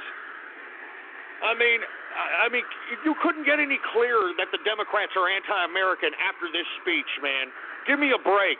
Thirdly, we should give our state governors the resources and flexibility they need with Medicaid to make sure no one is left out. I mean, seriously, I don't understand. What are these Democrats' problems? I mean, everything that Trump is laying out is for the betterment of their constituency.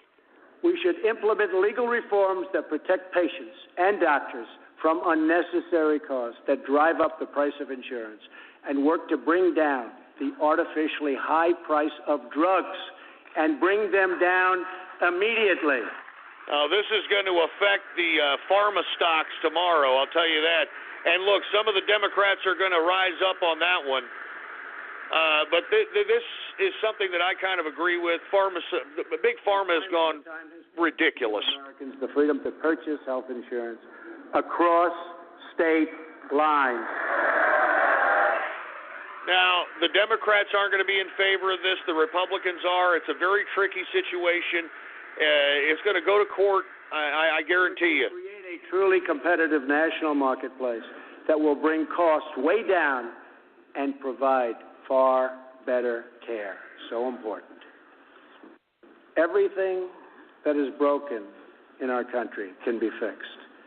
Every problem can be solved. And every hurting family can find healing and hope. Our citizens deserve this, and so much more.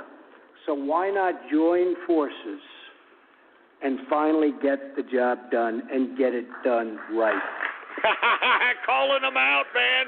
I'm glad he did this. This is what I talked about in the first hour. He needs to call out the Congress for sitting on their thumbs and basically make a message to the American people. It's time to get together. It's time to pass legislation. Get off your asses. On this and so many other things, Democrats and Republicans should get together and unite for the good of our country and for the good of the American people. Man, he is continuing, and there's the American people. The American people. He's doing exactly what I had suggested. To work with members of both parties to make child care accessible and affordable, to help ensure new parents that they have paid family leave. The Democrats should love that one. I mean, that may not be very favorable for the Republicans, but the Democrats should love that one right there. They are getting up on that one, the Democrats. To invest in women's health and to promote clean air and clean water and to rebuild our military and our infrastructure. Yeah, those are some big plans, big ambitions. That's why Donald Trump is starting to cut. He's starting to cut the bureaucracy, and that's how you're going to offset these costs. True love for our people requires us to find common ground, to advance the common good, and to cooperate on behalf of every American child who deserves a much brighter future. An incredible young woman is with us this evening who should serve as an inspiration to us all. Today is Rare Disease Day, and joining us in the gallery is a rare disease survivor, Megan Crowley. Megan... Yeah, I know. What are these Democrats going to sit on their hands on this one, for Christ's sake? I mean, come on, man. These Democrats have shown they don't give a crap about the American people.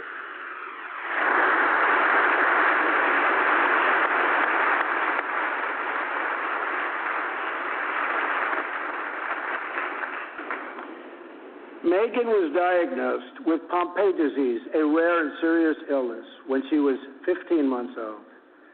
She was not expected to live past 5. On receiving this news. Megan's dad, John, fought with everything he had to save the life of his precious child. He founded a company to look for a cure and helped develop the drug that saved Megan's life. Today she is 20 years old and a sophomore at Notre Dame. Well, there you go. That's a great story. Are you going to sit down for that one there, Democrats? No, of course not. I mean, give me a break. The Democrats have making me sick. I tell you, remove Democrats, all right? Remove Democrats. Megan's story is about the unbounded power of a father's love for a daughter. But our slow and burdensome approval process at the Food and Drug Administration keeps too many advances, like the one that saved Megan's life, from reaching those in need. If we slash the restraints, not just at the FDA, but across our government, then we will be blessed with far more miracles, just like Megan. Now, I don't know if the Democrats are going to stand up for this because they like regulation, they like FDA, they like all these goddamn big bureaucracies. That's the basis of Democrats. Look at them. They're not even sitting. They're sitting down for that. In fact, our children will grow up in a nation of miracles. But to achieve this future, we must enrich the mind and the souls of every American child. Education is the civil rights issue of our time. You're damn right it is. Look at all these unfortunate, ignorant children, and yet they have great self-esteem, though. They're stupid, but they got great self-esteem. That funds school choice for disadvantaged youth, including millions of African American and Latino children. There you go, school choice for blacks and Mexicans. How can the Democrats sit for that one? Can you explain that? Oh, that's right, the teachers' unions are in their pockets. The teachers' unions donate to their campaign contribution accounts. Private, charter, magnet, religious, or homeschool, that is right for them. You're damn right. Any school, homeschool, religious, charter school, school choice. Joining us tonight in the gallery is a remarkable woman, Denisha Merriweather. As a young girl, Denisha struggled in school and failed third grade twice. But then she was able to enroll in a private center for learning, great learning center, with the help of a tax credit and a scholarship program. Today, she is the first in her family to graduate not just from high school, but from college. Later this year, she will get her master's degree in social work.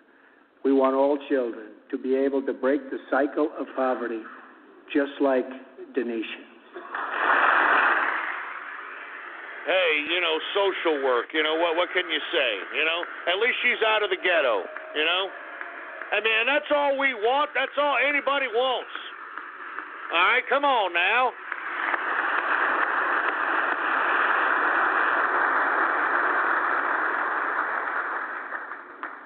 But to break the cycle of poverty, we must also break the cycle of violence.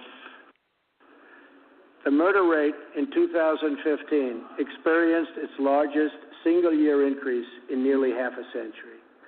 In Chicago, more than 4,000 people were shot last year alone, and the murder rate so far this year has been even higher. This is not acceptable in our society. No way, and I'm glad he's calling out Chicago.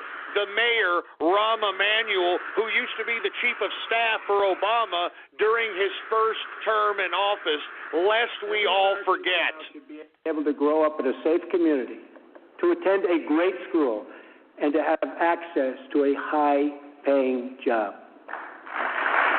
I mean, no kidding, man. Equal opportunity, not handouts. Equal opportunity. Work with, not against, the men and women of law enforcement. And he called out the Democrats on that one. Work for, not against, the law enforcement. And he forced the Democrats to get off their asses and clap for this one because they have been enemies of the damn law enforcement thanks to Obama, Black Lives Matter, and the like. Bridges of cooperation and trust not drive the wedge of disunity and really it's what it is, division. It's pure, unadulterated division. We have to unify. Police and sheriffs are members of our community. They're friends and neighbors. They're mothers and fathers, sons and daughters, and they leave behind loved ones every day who worry about whether or not they'll come home safe and sound. We must support the incredible men and women of law enforcement. No kidding, man. I mean, I heard some cops die today. Some cops got shot today. We can thank Barack Obama for this anti-cop movement, this cop-killing movement that we're seeing across the country. Barack Obama should be ashamed of himself. He should be in prison. Crime. I have ordered the Department of Homeland Security to create an office to serve American victims. The office is called VOICE, Victims of Immigration Crime Engagement. We are providing a voice to those listen to the Democrats by media and silenced by special interests. Joining us. Oh, the Democrats don't care if the immigrants hurt American people. This proves that the Democrats don't care about their constituency. Joining us in the audience tonight are four very brave Americans whose government failed them. Their names are Jamil Shaw, Susan Oliver, Jenna Oliver, and Jessica Davis. Jamil's 17-year-old son was viciously murdered by an illegal immigrant gang member who had just been released from prison. Jamil Shaw Jr. was an incredible young man with unlimited potential who was getting ready to go to college where he would have excelled as a great college quarterback. But he never got the chance. His father, who is in the audience tonight, has become a very good friend of mine. Jamil, thank you. Thank you. Yeah, and let's see if the Democrats are going to stay seated for this one. This guy's son was murdered horribly by an illegal immigrant. It's a horrible story, and yet the Democrats, were shocked by this initiative that Donald Trump just announced. Also with us are Susan Oliver and Jessica Davis. Their husbands, Deputy Sheriff Danny Oliver and Detective Michael Davis, were slain in the line of duty in California. They were pillars of their community. These brave men were viciously gunned down by an illegal immigrant with a criminal record and 2 prior deportations, should have never been in our country. Sitting with Susan is her daughter, Jenna. Jenna, I want you to know that your father was a hero and that tonight you have the love of an entire country supporting you and praying for you. That's a very good political move, Trump. Very good political move. Because let me tell you something right now, these Democrats don't have a human face to the immigrant crime that is plaguing this nation, and they've got to acknowledge it. And Trump has the world watching, has America watching. This is a very good opportunity to do this. Jamil, Jenna, Susan, and Jessica, I want you to know that we will never stop fighting for justice. Your loved ones will never, ever be forgotten. We will always honor their memory. Absolutely, man. Absolutely. Finally, to keep America safe, we must provide the men and women of the United States military with the tools they need to prevent war. If they must, they have to fight, and they only have to win. No more managing wars. No more managing wars. If we're going to fight to win.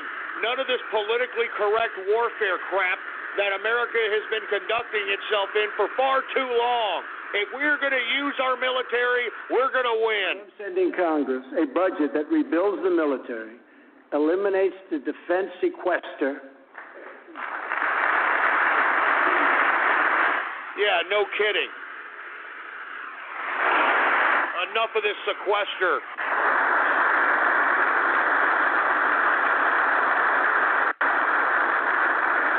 And calls for one of the largest increases in national defense spending in American history. My budget will also increase funding for our veterans. Our veterans have delivered for this nation, and now we must deliver for them. Yeah, exactly, Washington. And look, all these bureaucratic scumbags are getting up, yet they've been in the damn halls of power. They could have rectified this. They could have done something about it, but they don't. The challenges we face as a nation are great, but our people are even greater. And none are greater or braver than those who fight for America in uniform. Amen to that. Amen to that. That's why I'm glad we're rebuilding the military, and I'm glad that we have a president that is no longer going to fight wars that are politically correct. We're going to fight to win. America is going to win. We are blessed to be joined tonight by Corinne Owens, the widow of U.S. Navy Special Operator, Senior Chief William Ryan Owens. Ryan died as he lived, a warrior and a hero, battling against terrorism and securing our nation.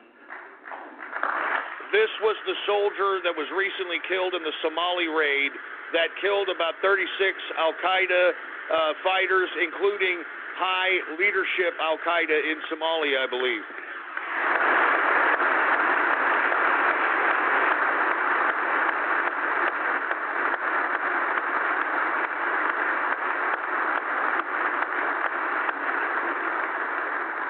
Yemen, my apologies, Yemen. To our great General Mattis, just now, who reconfirmed that, and I quote, Ryan was a part of a highly successful raid that generated large amounts of vital intelligence that will lead to many more victories in the future against our enemy. Ryan's legacy is etched into eternity. Thank you. You're damn right, man. I mean, that Yemenis raid killed a bunch of Al-Qaeda members, yielded a bunch of intel, so on and so forth. I'm glad that Donald Trump recognized this soldier.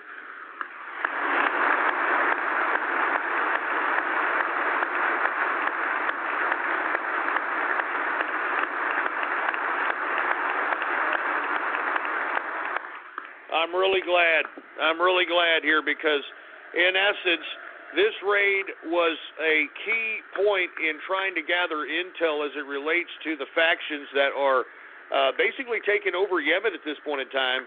And the factions that are taking over Yemen are being backed up by Iran. You've got factions in there that are trying to fight against the Iranian forces, Al-Qaeda forces, which are the Saudi Arabians. So it's a real big cluster F in Yemen. So this particular operation was necessary to yield not only kills as it relates to the Al-Qaeda leadership, but for intel as well. So everybody out here is going to make sure to give her a nice long-standing ovation because, once again, he was killed in the line of battle to keep our country safe. It's time to start, kicking the ass of radical Islam. And, unfortunately, we're going to see a lot more people fall in the fight of conquering radical Islamic terrorism. And Ryan is looking down right now, you know that, and he's very happy because I think he just broke a record. Yeah, broke a record for Congress applauding. As the Bible teaches us, there is no greater act of love than to lay down one's life for one's friends. Ryan laid down his life for his friends, for his country, and for our freedom. And we will never forget Ryan. Yeah, it's a very good point of emphasis out here. The mainstream media has been utilizing this casualty of war, this Ryan's death, as a politicization of the actual initiation of engagement of radical Islam. I wonder what kind of a friend America will be. Look no further than the heroes who wear our uniform. Our foreign policy calls for direct, robust, and meaningful engagement with the world. It is American leadership based on vital security interests that we share with our allies all across the globe. We strongly support NATO, an alliance forged through the bonds of 2 world wars that dethroned fascism and the Cold War and defeated communism. You're damn right, defeated communism. Call out communism's ass. Kill commies. But our partners must meet their financial obligations. And now, based on our very strong and frank discussions, they are beginning to do just that. In fact, I can tell you the money is pouring in. The money is pouring in from NATO countries. Now they're starting to pay their fair share. I mean, what's so wrong about that? We expect our partners, whether in NATO, the Middle East, or in the Pacific, to take a direct and meaningful role in both strategic and military operations and pay their fair share of the cost, have to do that. We will respect historic institutions, but we will respect the foreign rights of all nations, and they have to respect our rights as a nation also. He's declaring the official resurgence of the nation state against the globalists. Are the best vehicle for expressing the will of the people, and America respects the right of all nations to chart their own path. My job is not to represent the world. My job is to represent the United States of America. You're goddamn right. Call out these globalists. And look at the left. Look at them. They're sitting down. They're sitting down at the globalist rhetoric. Look at these anti-American pieces of trash. Look at the left sitting down on that "I'm not president of the globe" comment. Better off when there is less conflict, not more. We must learn from the mistakes of the past. We have seen the war and the destruction that have ravaged and raged throughout the world, all across the world. The only long-term solution for these humanitarian disasters, in many cases, is to create the conditions where displaced persons can safely return home and begin the long, long process of rebuilding. You're damn right. I mean, come on, you got to go back. America is willing to find new friends and to forge new partnerships where shared interests align. We want harmony and stability, not war and conflict. We want peace wherever peace can be found. America is friends today with former enemies. Some of our closest allies decades ago fought on the opposite side of these terrible, terrible wars. This history should give us all faith in the possibilities for a better world. Hopefully, the 250th year for America will see a world that is more peaceful, more just, and more free. On our 100th anniversary in 1876, citizens from across our nation came to Philadelphia to celebrate America's centennial. At that celebration, the country's builders and artists and inventors showed off their wonderful creations. Alexander Graham Bell displayed his telephone for the first time. Remington unveiled the first typewriter. An early attempt was made at electric light. Thomas Edison showed an automatic telegraph and an electric pen. Imagine the wonders our country could know in America's 250th year. Yeah, no kidding. It's time to start producing. I mean, we're not going to have that if we don't produce anything. The marvels we can achieve if we simply set free the dreams of our people. Cures to the illnesses that have always plagued us are not too much to hope. American footprints on distant worlds are not too big a dream. Millions lifted from welfare to work is not too much to expect. And streets where mothers are safe from fear, schools where children learn in peace, and jobs where Americans prosper and grow are not too much to ask. No, it's not. You stupid, dumb, idiot bureaucrats in Washington, you better heed the call of my president. He's calling you all out, and I hope the American people are listening. When we have all of this, we will have made America greater than ever before. For all Americans, this is our vision. This is our mission. But we can only get there together. We are one people with one destiny. We all bleed the same blood. We all salute the same great American flag. And we all are made by the same God. Uh-oh, the left didn't like the word God. Oh, no, they're going to get up. Look at them. They got the direction. They're like, nope, stand up. We can't. We'll look like schmucks. You're goddamn right, man. This speech proves that the Democrats hate America.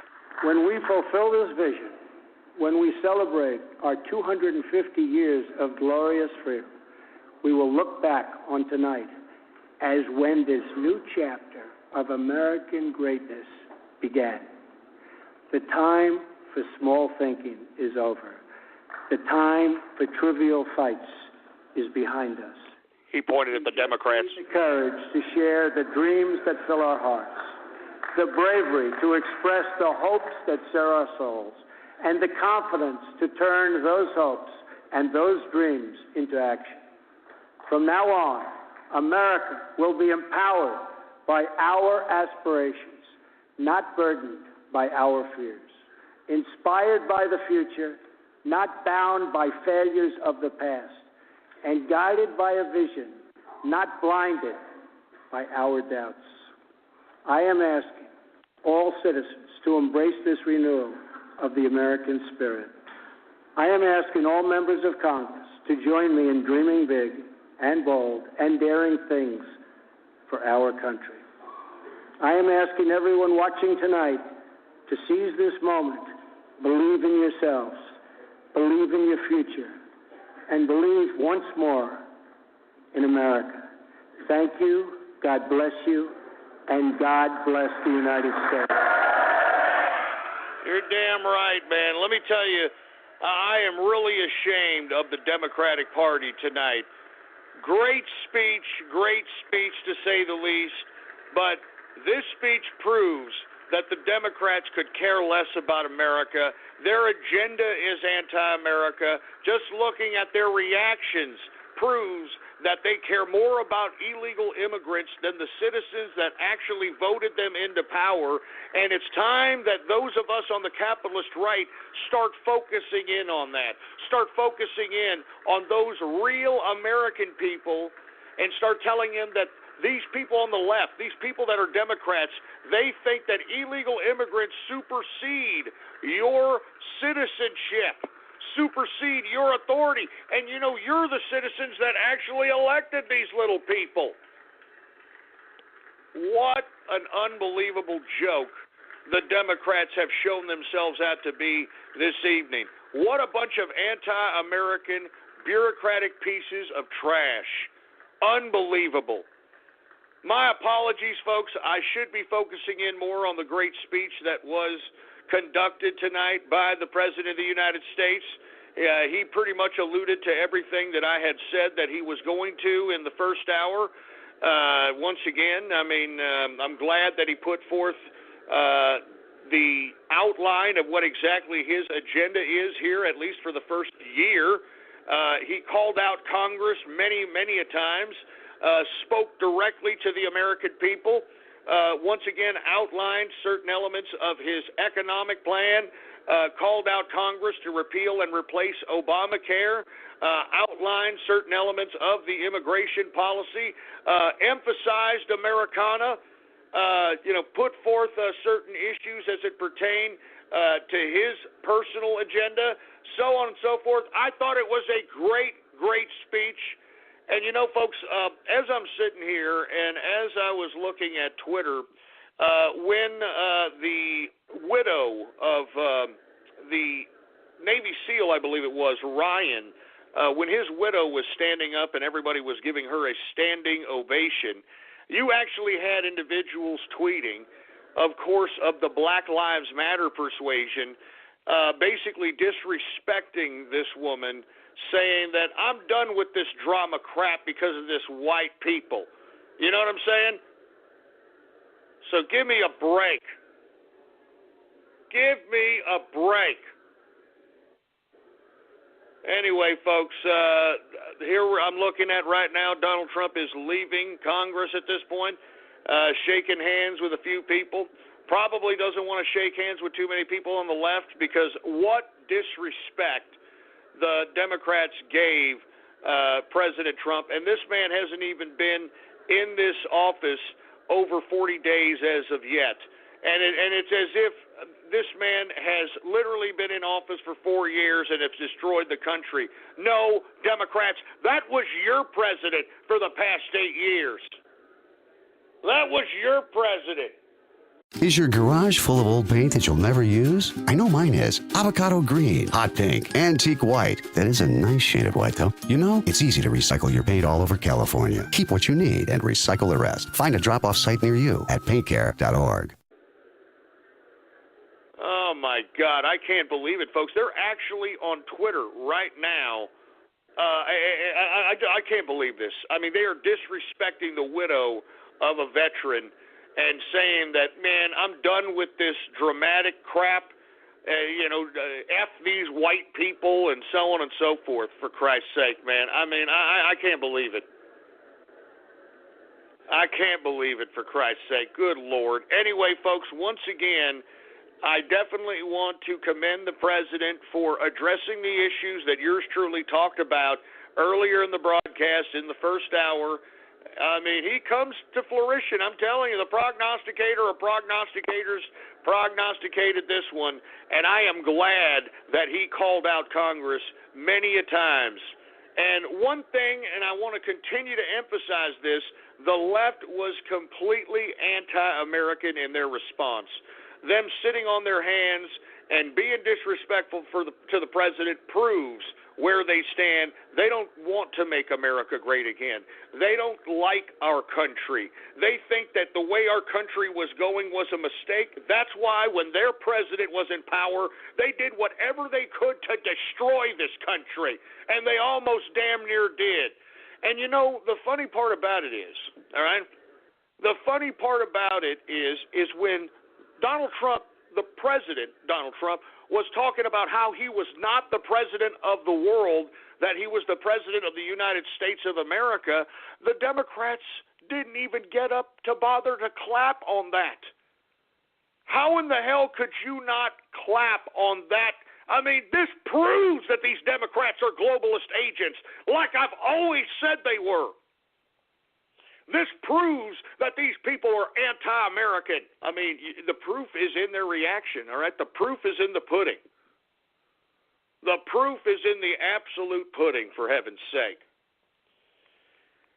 Anyway, folks, we've got about 45 minutes left here in the special Taco Tuesday edition broadcast of the True Capitalist Radio broadcast. I'm going to take a couple of calls here. What did you think about the speech? What did you think about Democrats' reaction to a lot of the speech by POTUS himself? I want to hear from you. Give me a call right now. 516-453-9903 is the number to call here. I want to hear from you. And before we take some calls, I want to talk a little bit about Lucian Wintrich. You know, the guy from Gateway Pundit, you know, the guy that was fruiting his ass up, the guy that is now a White House correspondent who has pictures of himself mutilating ducks while naked and mutilating rabbits while naked and that sort of thing. Well, here is and the only reason I bring this up because I can't believe this idiot is actually defending Lucian Wintrich on this quasi-alt-right spirit cooking that has been found on his social media accounts. Here's Andrew Feinberg, parentheses, parentheses, parentheses. Here's a tweet that he just tweeted, all right? Actually, he tweeted this earlier today, as a matter of fact. He said, getting disgusted seeing White House press colleague Lucian Wintrich attacked for photos he's in. He's at the White House to work. Let the work speak for himself. Look at this. This is it right here. Huh? Oh, what have I told you about the alt-right protecting their own perverts? Huh? Here it is right here. The alt-right protecting their perverts right here. How convenient. How convenient, man.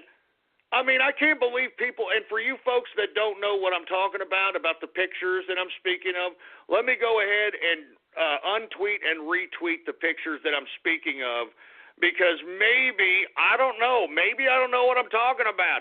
Maybe I'm an idiot, but here it is right here. Let me go ahead and unretweet it and retweet it again, all right?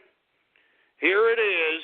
Here is Lucian Wintrich, a White House correspondent for the Gateway Pundit. I don't know, spirit cooking? I don't know. He's naked mutilating animals, for Christ's sake. He is naked mutilating animals. Now, for you folks that are unaware, I just retweeted both the tweet by Andrew Feinberg, basically stating he's getting disgusted seeing White House press colleague Lucian Wintrich attacked for photos he's in. He's at the White House to work. Let the work speak for itself. What do you mean, let the work speak for itself, man? I mean, isn't this the same case that the right gave for these freak shows that were conducting themselves in spirit cooking and Pizzagate and all this other crap? Oh, Jesus Christ, man. What have I told you? The more and more days go by, okay, the more and more days go by, the more the alt-right seems to look like the left.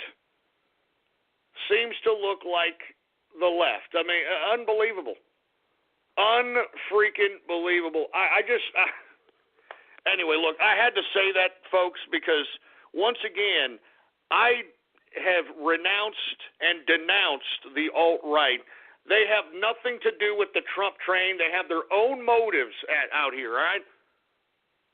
They have their own motives, for heaven's sake. And thanks to Deplorable Troll, he just reminded me on Twitter that Justice Ginsburg wasn't there. I wonder if she was at home eating a child so that she could survive for the next week or some crap. I'm not joking. Jesus Christ. Anyway, let's go ahead and take some calls here. 516-453-9903 is the number to call. What did you think about the Trump speech? Did you think that it was a decent speech? Did you not like it? I want to hear from you. What did you think about it? How about area code 618? What did you think about the Trump speech? Hey, Ghost. What's going on? Hey, how's it going, man? Is this Kingfish? That would be me. How you doing, man? So what was your take on Trump's speech tonight? I thought the real thing that really stuck out was one of his phrases to the end: off welfare and back to work. I mean, he said that at CPAC, and he said that here once again, and I'm telling you, that's what the capitalist mantra was. I had been saying that for years, that we need to get these people off welfare and get them back to work. I've been saying that for years. So that was your favorite part? What was your least favorite part of the whole speech? I always kind of thought it was funny how the people on the left, even on the lady whose husband died, they seemed really reluctant to stand up. And when everyone kept standing and most of them sat back down, I thought it was rather disrespectful of what the guy sacrificed and what he stood for, being with America and whatnot. I mean, it just shows that the left, they do not care about what goes on in America other than their own skin. So you can agree with me. I'm not going all off keister on the assessment that the left, just based on their actions here at this speech, is pretty much anti-American, and they could care less about this country. Well, if they cared about America, no, they would care about the poor, when they're saying, hey, look, we're going to give blacks and Latinos extra school vouchers to try to help get them off the situation that they're at, they all stood down. They didn't like it. They don't want these people that they're trying to buy for to get smarter and get off the systems that they have in place to keep their pockets lined. They don't care about America at all. And the proof is in their actions, man. I mean, aside from what they push as far as legislation, I thought this was the most disgusting, disrespectful display by the left I've ever seen in a joint session of Congress. I mean, even the Republicans gave Obama respect. I think the only time they didn't was I think in his second term, the beginning of his second term, when some idiot called him a liar in Congress, and he pointed at him and said, "Hey," like he was some idiot, like some authoritarian dictator. But even then, I didn't think that was that big of a deal. They were disrespecting our president, and this man hasn't even been in power for 40 days yet. I mean, not even a full 40 days, and they are acting as if this man has kamikaze the country, when in actuality, all he has done was promote the country, wanting to make the country better, making America great again, putting America first. I mean, the proof is in the pudding that Democrats hate America. Am I wrong on that assessment?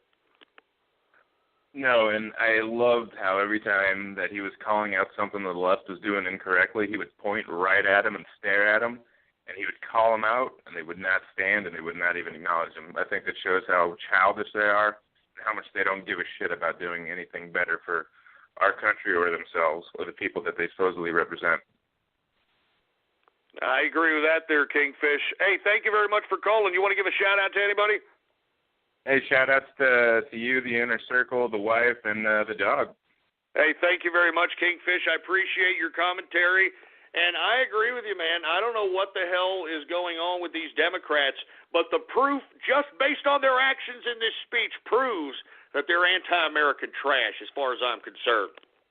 Now, let's continue taking calls here. I want to hear what you have to say about this speech. 516-453-9903 is the number to call. I think we've got Trump and Capitalist on the horn. He wants to say a couple of things. What's going on to Trump and Capitalist? Good evening, Ghost. How are you doing on this not State of the Union Tuesday? Well, hey, everybody thinks it's the State of the Union. Let them think it's the State of the Union, okay? Don't mix it up for people. Remember, we're trying to appease Joe Sixpack here, because whoever controls the mind of Joe Sixpack controls the narrative of America. So, don't disrespect folks for misconstruing this joint session of Congress with State of the Union. All right, I got you. State of the Union. The State of the Union tonight was very good. I have no words to describe how great it was. Anybody who watched it can obviously make judgment that it was probably one of the greatest State of the Unions in modern history.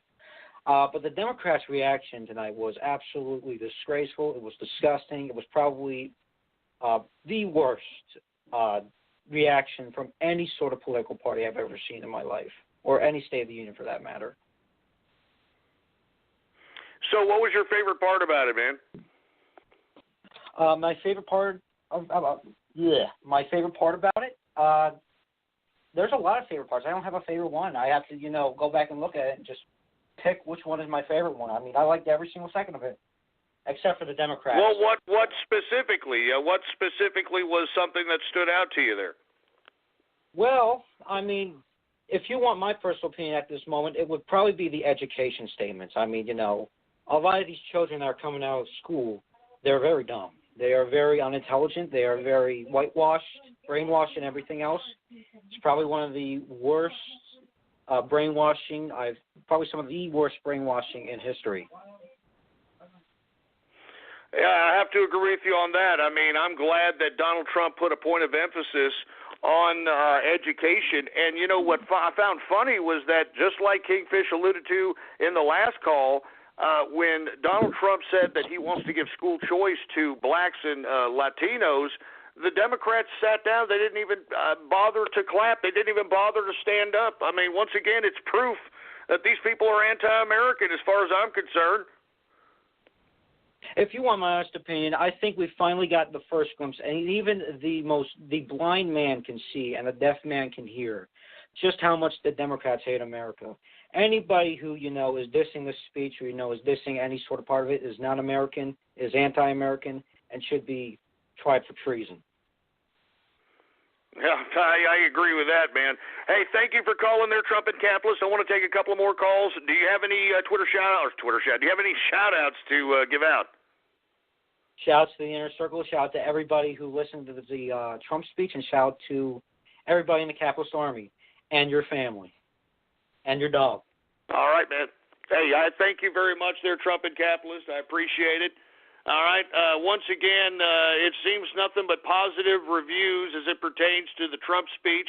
Of course, I'm sure the left-wing, mainstream media would disagree. I'm sure they're being very critical about it, so on and so forth. But the bottom line is that Trump put America first. Trump wants to make America great again. Trump called out the Democrats, and like Kingfish said in the first call, he pointed at the Democrats every time he would reference something that was their damn fault, and the Democrats didn't really like it. They were disrespecting, they were booing, they were yelling, and it just proves that these people are anti-American trash, and you should spit in a Democratic politician's face.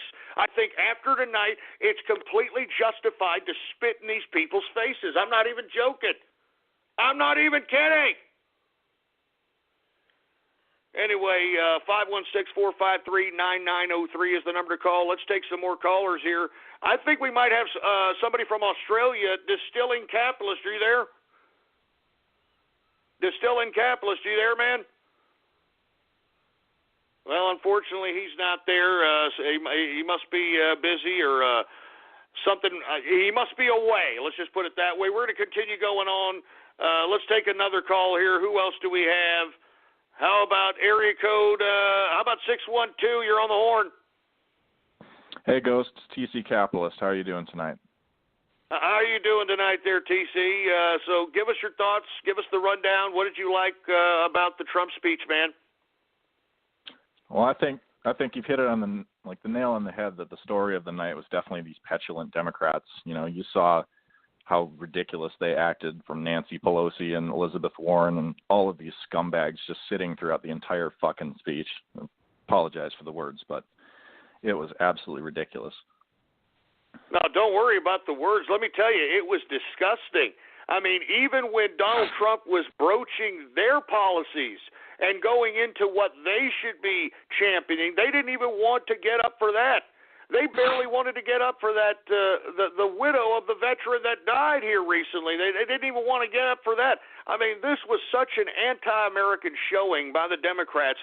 Anyone that claims that they are a Democrat and are going to stand by the actions of the Democrats after tonight, I think that, they're promoting anti-Americanism as far as I'm concerned. And I'm not just hyper-sensationalizing that. I thought that was a valiant attempt by Donald Trump to bring the country together, calling out Congress, putting a message directly to the American people. And I hope that the American people hold these idiot people in damn Washington, D.C.'s feet to the fire, because these idiots continue to believe that they could sit on their thumbs and continue to act as business as usual and not do a damn thing.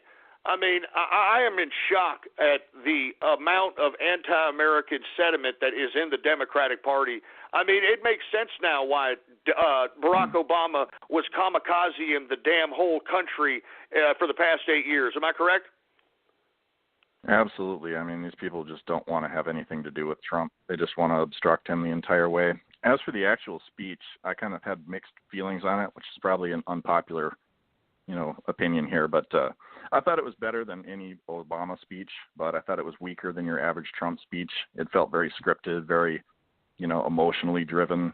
It kind of felt like political theater for K Street, but, it was better than what we're used to. It was a definite attempt at trying to galvanize the country into bringing them closer together. We got a lot of divisive issues, a lot of divisiveness. You got a lot of groups trying to add fuel to the fire of this divisiveness. So it was an attempt at that. The problem is, even though Donald Trump came with this olive branch the Democrats basically took a piss on it, and that's basically how it is. What was your what part of the speech you didn't like the most? Honestly, just the constant appeals to emotion. The 20 minutes of the woman up there. I know she lost someone dear to her, and that's just not the kind of stuff that I want to see in a speech. I know it's political theater, and he's got to do it, and this is all that these leftists can relate to is my feels. But I think he did a great job of making them look like the scumbags that they are.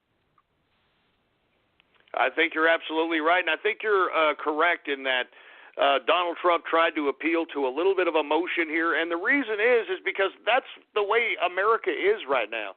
America is about how they feel. Oh, I don't feel right. He doesn't make me feel right. That's why they loved Obama's ass, even though he literally kamikazed the damn country down the tubes. The reason everybody loves him because, he makes me feel good. I like the way he makes me feel. I mean, give me a break. I mean, yep. and what was probably your best part of the speech in your view? I think the beginning of the speech was probably the highest notes when he was talking more about the economy and that sort of stuff, taking shots at Congress. I wish he would have taken a few more shots, but I know he's got to be political. Absolutely, man. Hey, I appreciate your remarks. Do you want to give any shout-outs before move on to the next caller, man? Yeah, shout-outs to Metroid Junkie, Eagle Cock, Brosidon, and the Inner Circle. Hey, man, thank you very much there, TC Capitalist. I appreciate your insight, man. Let's see who else we have going on over here. I think we've got Commando Nando. Are you there, man? What's going on, Ghost? Long time no talk, man. How you doing? Yeah, long time no talk. How you doing there, Commando Nando? What did you think about the speech tonight? I'm doing good. I'm actually on the road right now, but thanks to you, I was able to listen in, and oh my gosh, I just have to say, wow, what an incredible speech by President Donald Trump there. Definitely a great speech. Definitely trying to appeal to the American people, trying to unify people, trying to call out Congress, call out the Democrats. What was your favorite part of it, man?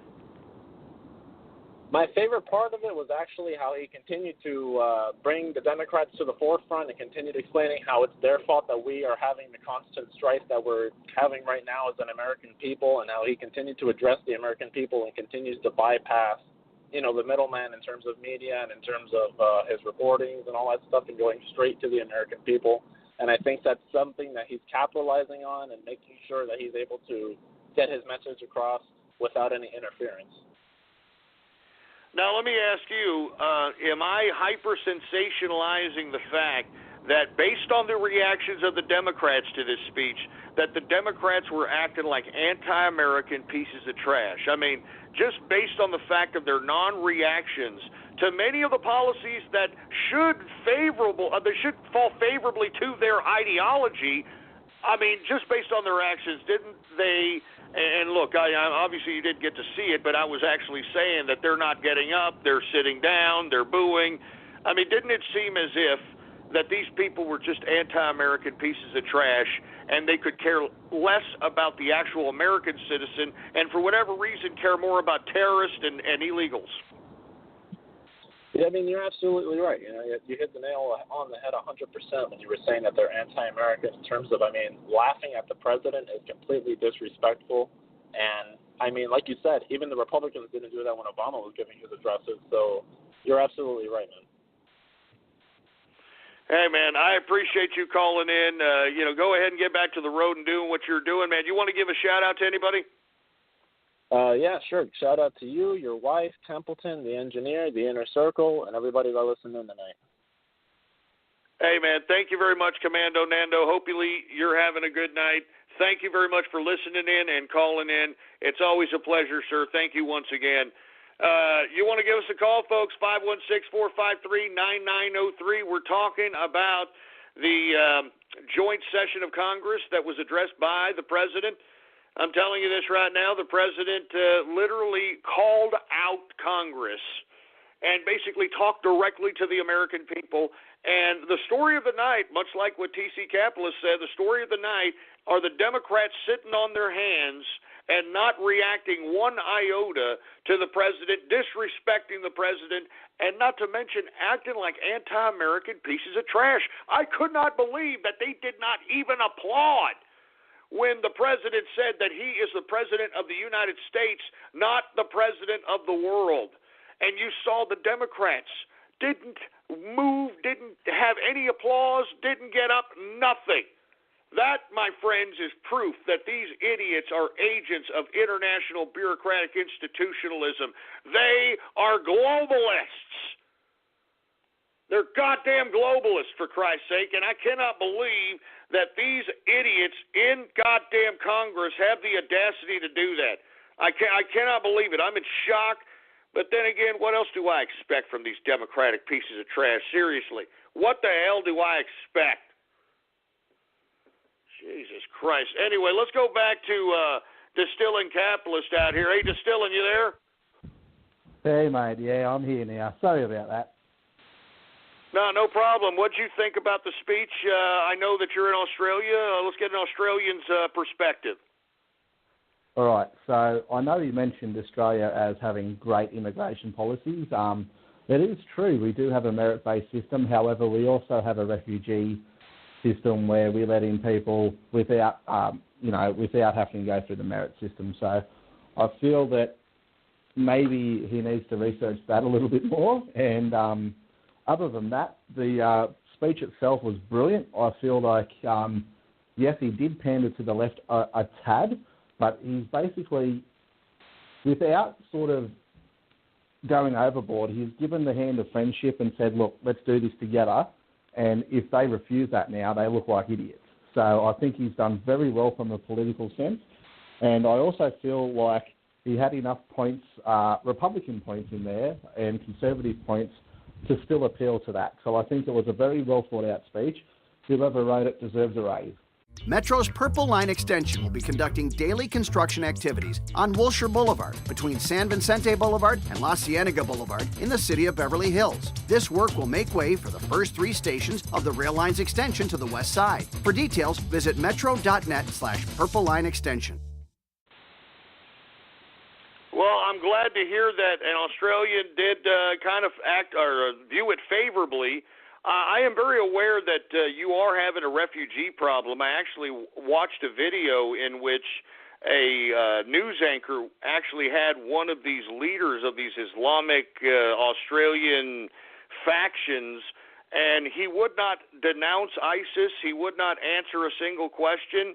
I definitely know that Australia does have its own refugee problem, but aside from the refugee situation, which it's its own policy as it pertains to Australia, you still do have a merit system. Like, let's say I wanted to go out there and become an Australian citizen. I mean, I'd have to have some skill to provide Australia so I could actually even be considered to be an Australian citizen. Am I correct? Yeah, that is correct. You'd need a trade base. You'd need qualifications in either a service, trade. We get a lot of doctors from India, unfortunately. They're hard to understand over here. But, look, if you have a skilled trade, if you're knowledgeable, we'll let you in. Not a problem in the world. Well, that's exactly what we're trying to do here, man, and I'm glad that Donald Trump is talking about a merit-based system. And not to mention, I mean, we want people to come into this country, but we want them to come in legally. Anyway, Distilling, thank you very much for calling. You want to give a shout-out to anybody, man? Just a shout-out to everyone in the TCR team chat, in the Inner Circle team Discord chat, mate. Shout-out to yourself, the family, every man and his dog that listens to the show. Good stuff. Keep up the good work, guys. Thanks, mate. Hey, thank you very much. Once again, that was an Australian's perspective of the presidential speech. Very, very positive. Like I said, folks, I think it was a great speech. He outlined a lot of the things that I said he was going to outline in the first hour. And not to mention, I think the story of the night here is the Democrats acting like anti-American trash. anti-American trash. I'm going to keep repeating that. That's what they were acting like. They were sitting on their hands. They were not even clapping when President Trump was initiating policy and talking about policy that's in their favor, that's in their ideology. Jesus Christ, I'm telling you, after looking at this speech, if you don't believe that Democrats are anti-American trash, then you don't know your ass from your elbow. Do you understand that? You don't know your ass from your goddamn elbow. Jesus Christ. Anyway, let's continue going on. Once again, 516-453-9903 is the number to call. I think we got Asho on the horn. What's going on, Asho? Hey, what's up, Ghost? How you doing, man? I got a long time no hear. What did you think about the Trump speech? It was amazing, to be honest. I really liked the part when he said infrastructure, when he said he will invest $1 trillion in infrastructure, because over here, our neighboring city, which is LA, the traffic's like, it's all bad. It's like 2 hours just to get to home from work. So it's just, and some of our cities have potholes. Yeah, we have a lot of potholes over here in San Diego. Yeah, and you see, that's a point of emphasis that we need to focus on. I mean, this is America. This is supposed to be the great America that everybody wants to come to. It should not be crumbling. We should not have potholes. We should not have broken bridges. We should not have crap airports. We should not have broken down railways. I mean, these are things that have to be a point of emphasis. And only then did some Democrats rise up and actually applaud when he made that comment about initiating $1 trillion infrastructure plan. But other than that, the Democrats didn't do anything. They sat on their hands, particularly when anything pertaining to the policies that they would initiate that Trump said, they didn't even do anything. So I'm going to ask you, Asho, did the Democrats act like anti-American trash just by their actions today in the speech? Yeah, they did, and they only seemed to stand up only when it was against, when it was for their favor, and when even on issues that actually makes America great again, they chose to sit down, and that's what I noticed during. That's what something you called out that I really noticed throughout the parts of his speech. Is that he was making some key elements to what he said in his back in his rallies, and these Democrats were not standing up. And yeah, I got really frustrated when that happened. I just had to close my eyes sometimes. But yeah, it was a really good. What do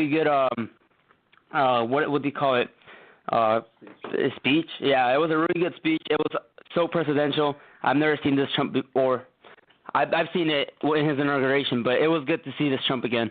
It was really good. It's a different. Definitely. No, I was just going to say definitely, Asho, because, I mean, it's good to see that President Trump is no different than the man who campaigned saying he was going to do the things he's going to do. And it's a breath of fresh air. And I know that you went to one of his rallies, and he is fulfilling the things that he did say in those rallies, correct? Yes, he is. He's fulfilling a lot, and actually, it's funny because these Democrats don't want to see him succeed, and he's been doing like half the shit he said on his rallies, and he's been doing it in less than a month. To be honest, I've only followed Obama a little bit, but I don't know if Obama did the same thing. I'm pretty sure he didn't because. No, he absolutely did. Yeah. So yeah, it just shows. I'm just proud. I'm proud to be an American right now. And I'm proud that I went to go see this president live before he was president. I can actually tell my children that I actually saw this president live. Yeah, no kidding. You can actually say that. That's a very good thing, man. I unfortunately didn't make it to see it when he came out here to Texas. So lucky you, man. And let me tell you, that was a historic thing that you watched. Anyway, Asho, it's always a pleasure. Do you want to give a shout out to anybody, man? Shout out to the Inner Circle and the TCR chat room that I don't really go. But, yeah, I love you guys. All right, man. Thank you very much for calling. And once again, folks, we're getting a wide range of agreement here that the Democrats have basically proven themselves to be nothing more than anti-American trash. And this is not rhetoric that I'm saying, okay? I mean, the proof is in the damn actions that they conducted themselves during the president's speech. So, once again, folks, in closing here, we got about 13 minutes left. This is why I do this broadcast, folks, because as I stated, it's us against the world at this point. And when I mean us, I'm talking about the capitalists. Because this is a capitalist revolution. I mean, the things, the policies, the majority of the policies that have been put forth by Donald Trump are capitalist in nature. That's why the bureaucrats were very low energy at first. Y'all remember when he first came up? Very low energy claps, because they know that this man, Donald Trump, is not one of them. It's not a political bureaucrat. It's not an establishment hack. This man is a capitalist, and he is going to do whatever is within his power to rectify, clean up, and cut the bureaucracy. There's going to be a lot of bureaucrats out of work, folks. And you know something? I said this was going to happen a long, long time ago, folks. That's why I tell everybody, please go back to the archive, blogtalkradio.com/ghost. All right, go back to the archive and listen. All the things that I said back then, this President Donald Trump, is now starting to go and implement as policy. I mean, you don't understand anyone who is more elated by this president being the president of the United States than this man right here. I mean, go back in time and listen to everything that I said. I was talking about renegotiating the trade deals. I was talking about we should have taken the oil in Iraq. I mean, I was talking about most of these economic initiations that Donald Trump is putting forth. Unfreaking believable, man. And let me tell you something. I am so optimistic. Haven't you noticed that a lot of these key words are now starting to be saying more frequently in today's political arena? Optimism, inner circle, huh? Yeah, you get it? Yeah, I'm telling you, folks. I'm telling you.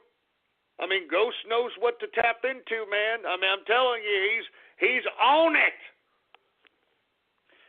Anyway, folks, once again, we've got 10 minutes left. I want to thank everybody first and foremost for listening into the broadcast. I will be back tomorrow, 4 p.m. Central Standard Time, the traditional time I usually broadcast. The only reason that I did this broadcast later today is because I had a lot of requests from a variety of different folks that wanted to hear my perspective, my commentary on this particular speech. They kind of remembered when I would analyze the debates using this format, and they wanted me to do this again. So as a result, I went ahead and I decided to conduct the broadcast later. Tomorrow will be business as usual as it pertains to the show, folks. Okay? Now, once again, I hate to bring this up to everybody's attention, but I do want to go ahead and emphasize that we have a lead still by Mr. Optimism by 12 autographs. Okay? Once again, the future of Radio Graffiti is on the line, man. The future of Radio Graffiti is on the line. So right now, if you want to promote Radio Graffiti, which, let me tell you, Team Fortune Cookie needs a lot of help. All right, so if you're pro Radio Graffiti, get up off your ass and do something about it. All right, type in your browser right now, ghost.market. All right, type into your browser right now, ghost.market. And go out there, and if you want Radio Graffiti, support Team Fortune Cookie. Remember, yesterday, folks, you were rubbing it in my face. All right? You were rubbing it in my face, for Christ's sake, talking all kinds of garbage, you know, saying, Mr. Fortune Cookie is winning. Yeah, there's nothing you can do about it. Yeah. And then I made the appeal to everybody that was out there listening to the Capitalist Radio broadcast, True Capitalist Radio broadcast, and I said, look, we need to take this broadcast serious. I'm appealing to everybody out there who wants to make this broadcast serious, and listen what they did, folks. They heeded the call. So what are you going to do there? pro-radio graffiti troll terrorist bastards?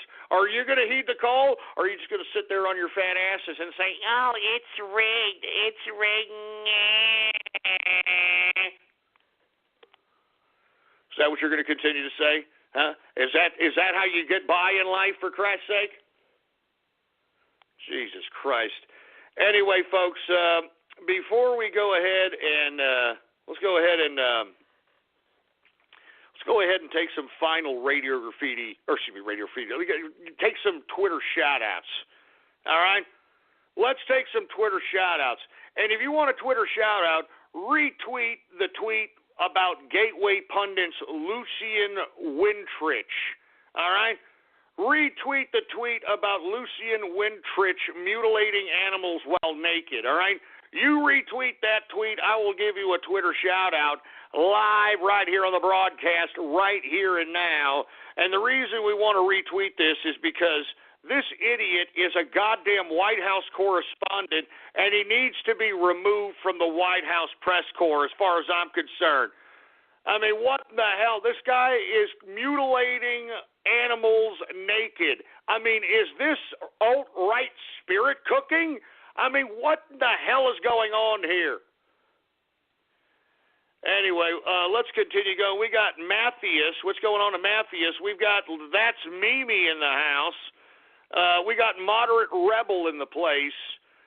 Weaponized Autism. Total Trash Mama. Xbox is real work. We got Raiden Snake. We got Veteran Capitalist in the house. Who else do we have? We got Brony Drumming. We got Supa in the place. What's going on? We've got 8 Equal in the house. Flat Tuesday. Oh, yeah, that's right. It's Fat Tuesday today, right? It's right before everybody has to give up something for Lent.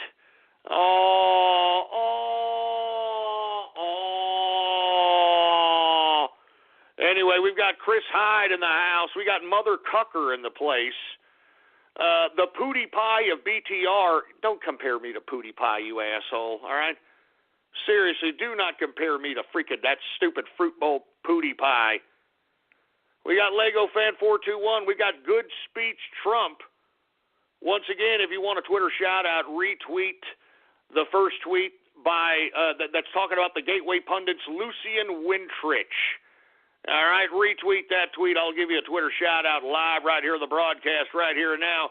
We got Silent Capitalist in the house. Who else do we have? We got Ginsburg must go. You're damn right she must go, for Christ's sake. This is a woman who is pro-pedophilia. You can look that up, you idiots, all right? All right, Ginsburg, pro-pedophile. You can look that up. If it were up to her, Kagan and Sotomayor, pedophile and pedophilia would be legal. All right? We've got Strictly Diesel in the house. Who else we got here? We got the Aardvark in the house. What's going on the Aardvark? We've got Kingfish, Commando Nando in the place. What's going on? I'm not going to say these disgusting names, for Christ's sake. Look at these.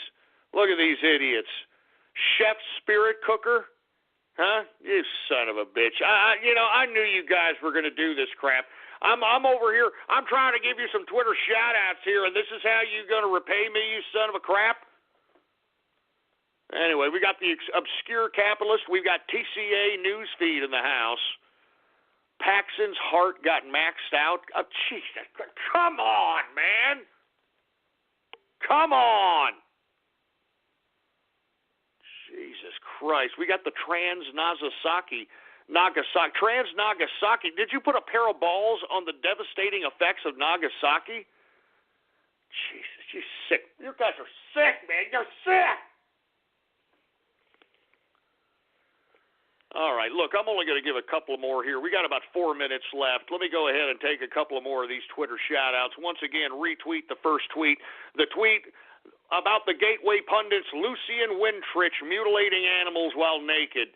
All right, retweet that tweet right here. As a matter of fact, let me retweet it again. Jesus Christ. All right, here we go.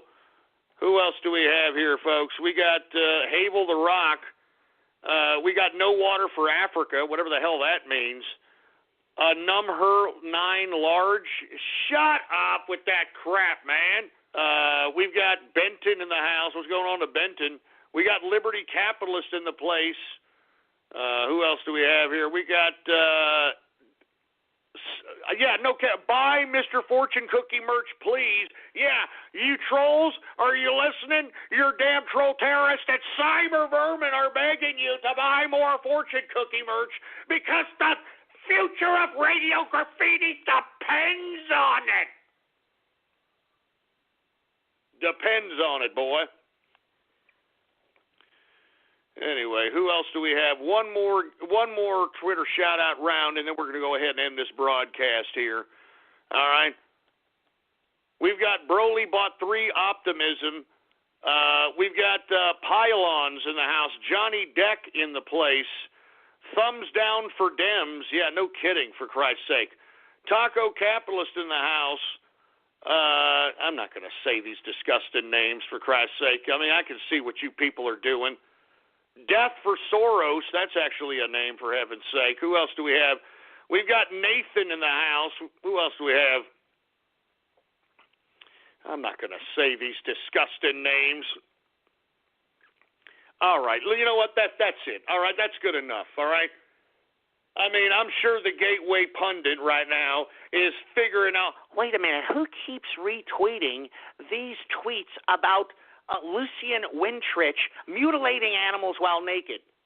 I mean, this is alt-right spirit cooking, guy. What's so wrong about that, dude? Are you anti-LGBT? I'll bet you that's what they're going to say about me, even though I've got transgenders and gay folk in the inner circle. But no, you're anti-LGBT because you don't like Lucian Wintrich, a White House correspondent in the White House press corps, mutilating animals while naked. Sexualizing the mutilation of animals. I mean, give me a break, man. That's something sick in the head. I mean, didn't anybody screen Lucian Wintrich before he actually stepped into the goddamn White House press corps, for Christ's sake? Anyway, folks, I will be back tomorrow, 4 p.m. Central Standard Time, with the regular edition of the True Capitalist Radio broadcast. All right? Okay, you can get to it at blogtalkradio.com/ghost. That's blogtalkradio.com/ghost. And, of course, if you have not done so, please follow me on Twitter. The Twitter name to follow is PoliticsGhost. All one word, no underscores. PoliticsGhost is the name to follow, all right? Once again, I will have a regular scheduled broadcast in its regular entirety tomorrow, folks. I hope that you're here. Once again, folks, if you are for Team Optimism or for Team Fortune Cookie, do what you have to do. You got until Saturday morning, okay? Type in your browser right now, ghost.market, all right, ghost.market. And for you troll terrorists and cyber vermin, if you're wondering why you should get one aside from Radio Graffiti, hey, I've been conducting broadcasts for 3 hours a day, 5 days a week. Have some appreciation. Yeah.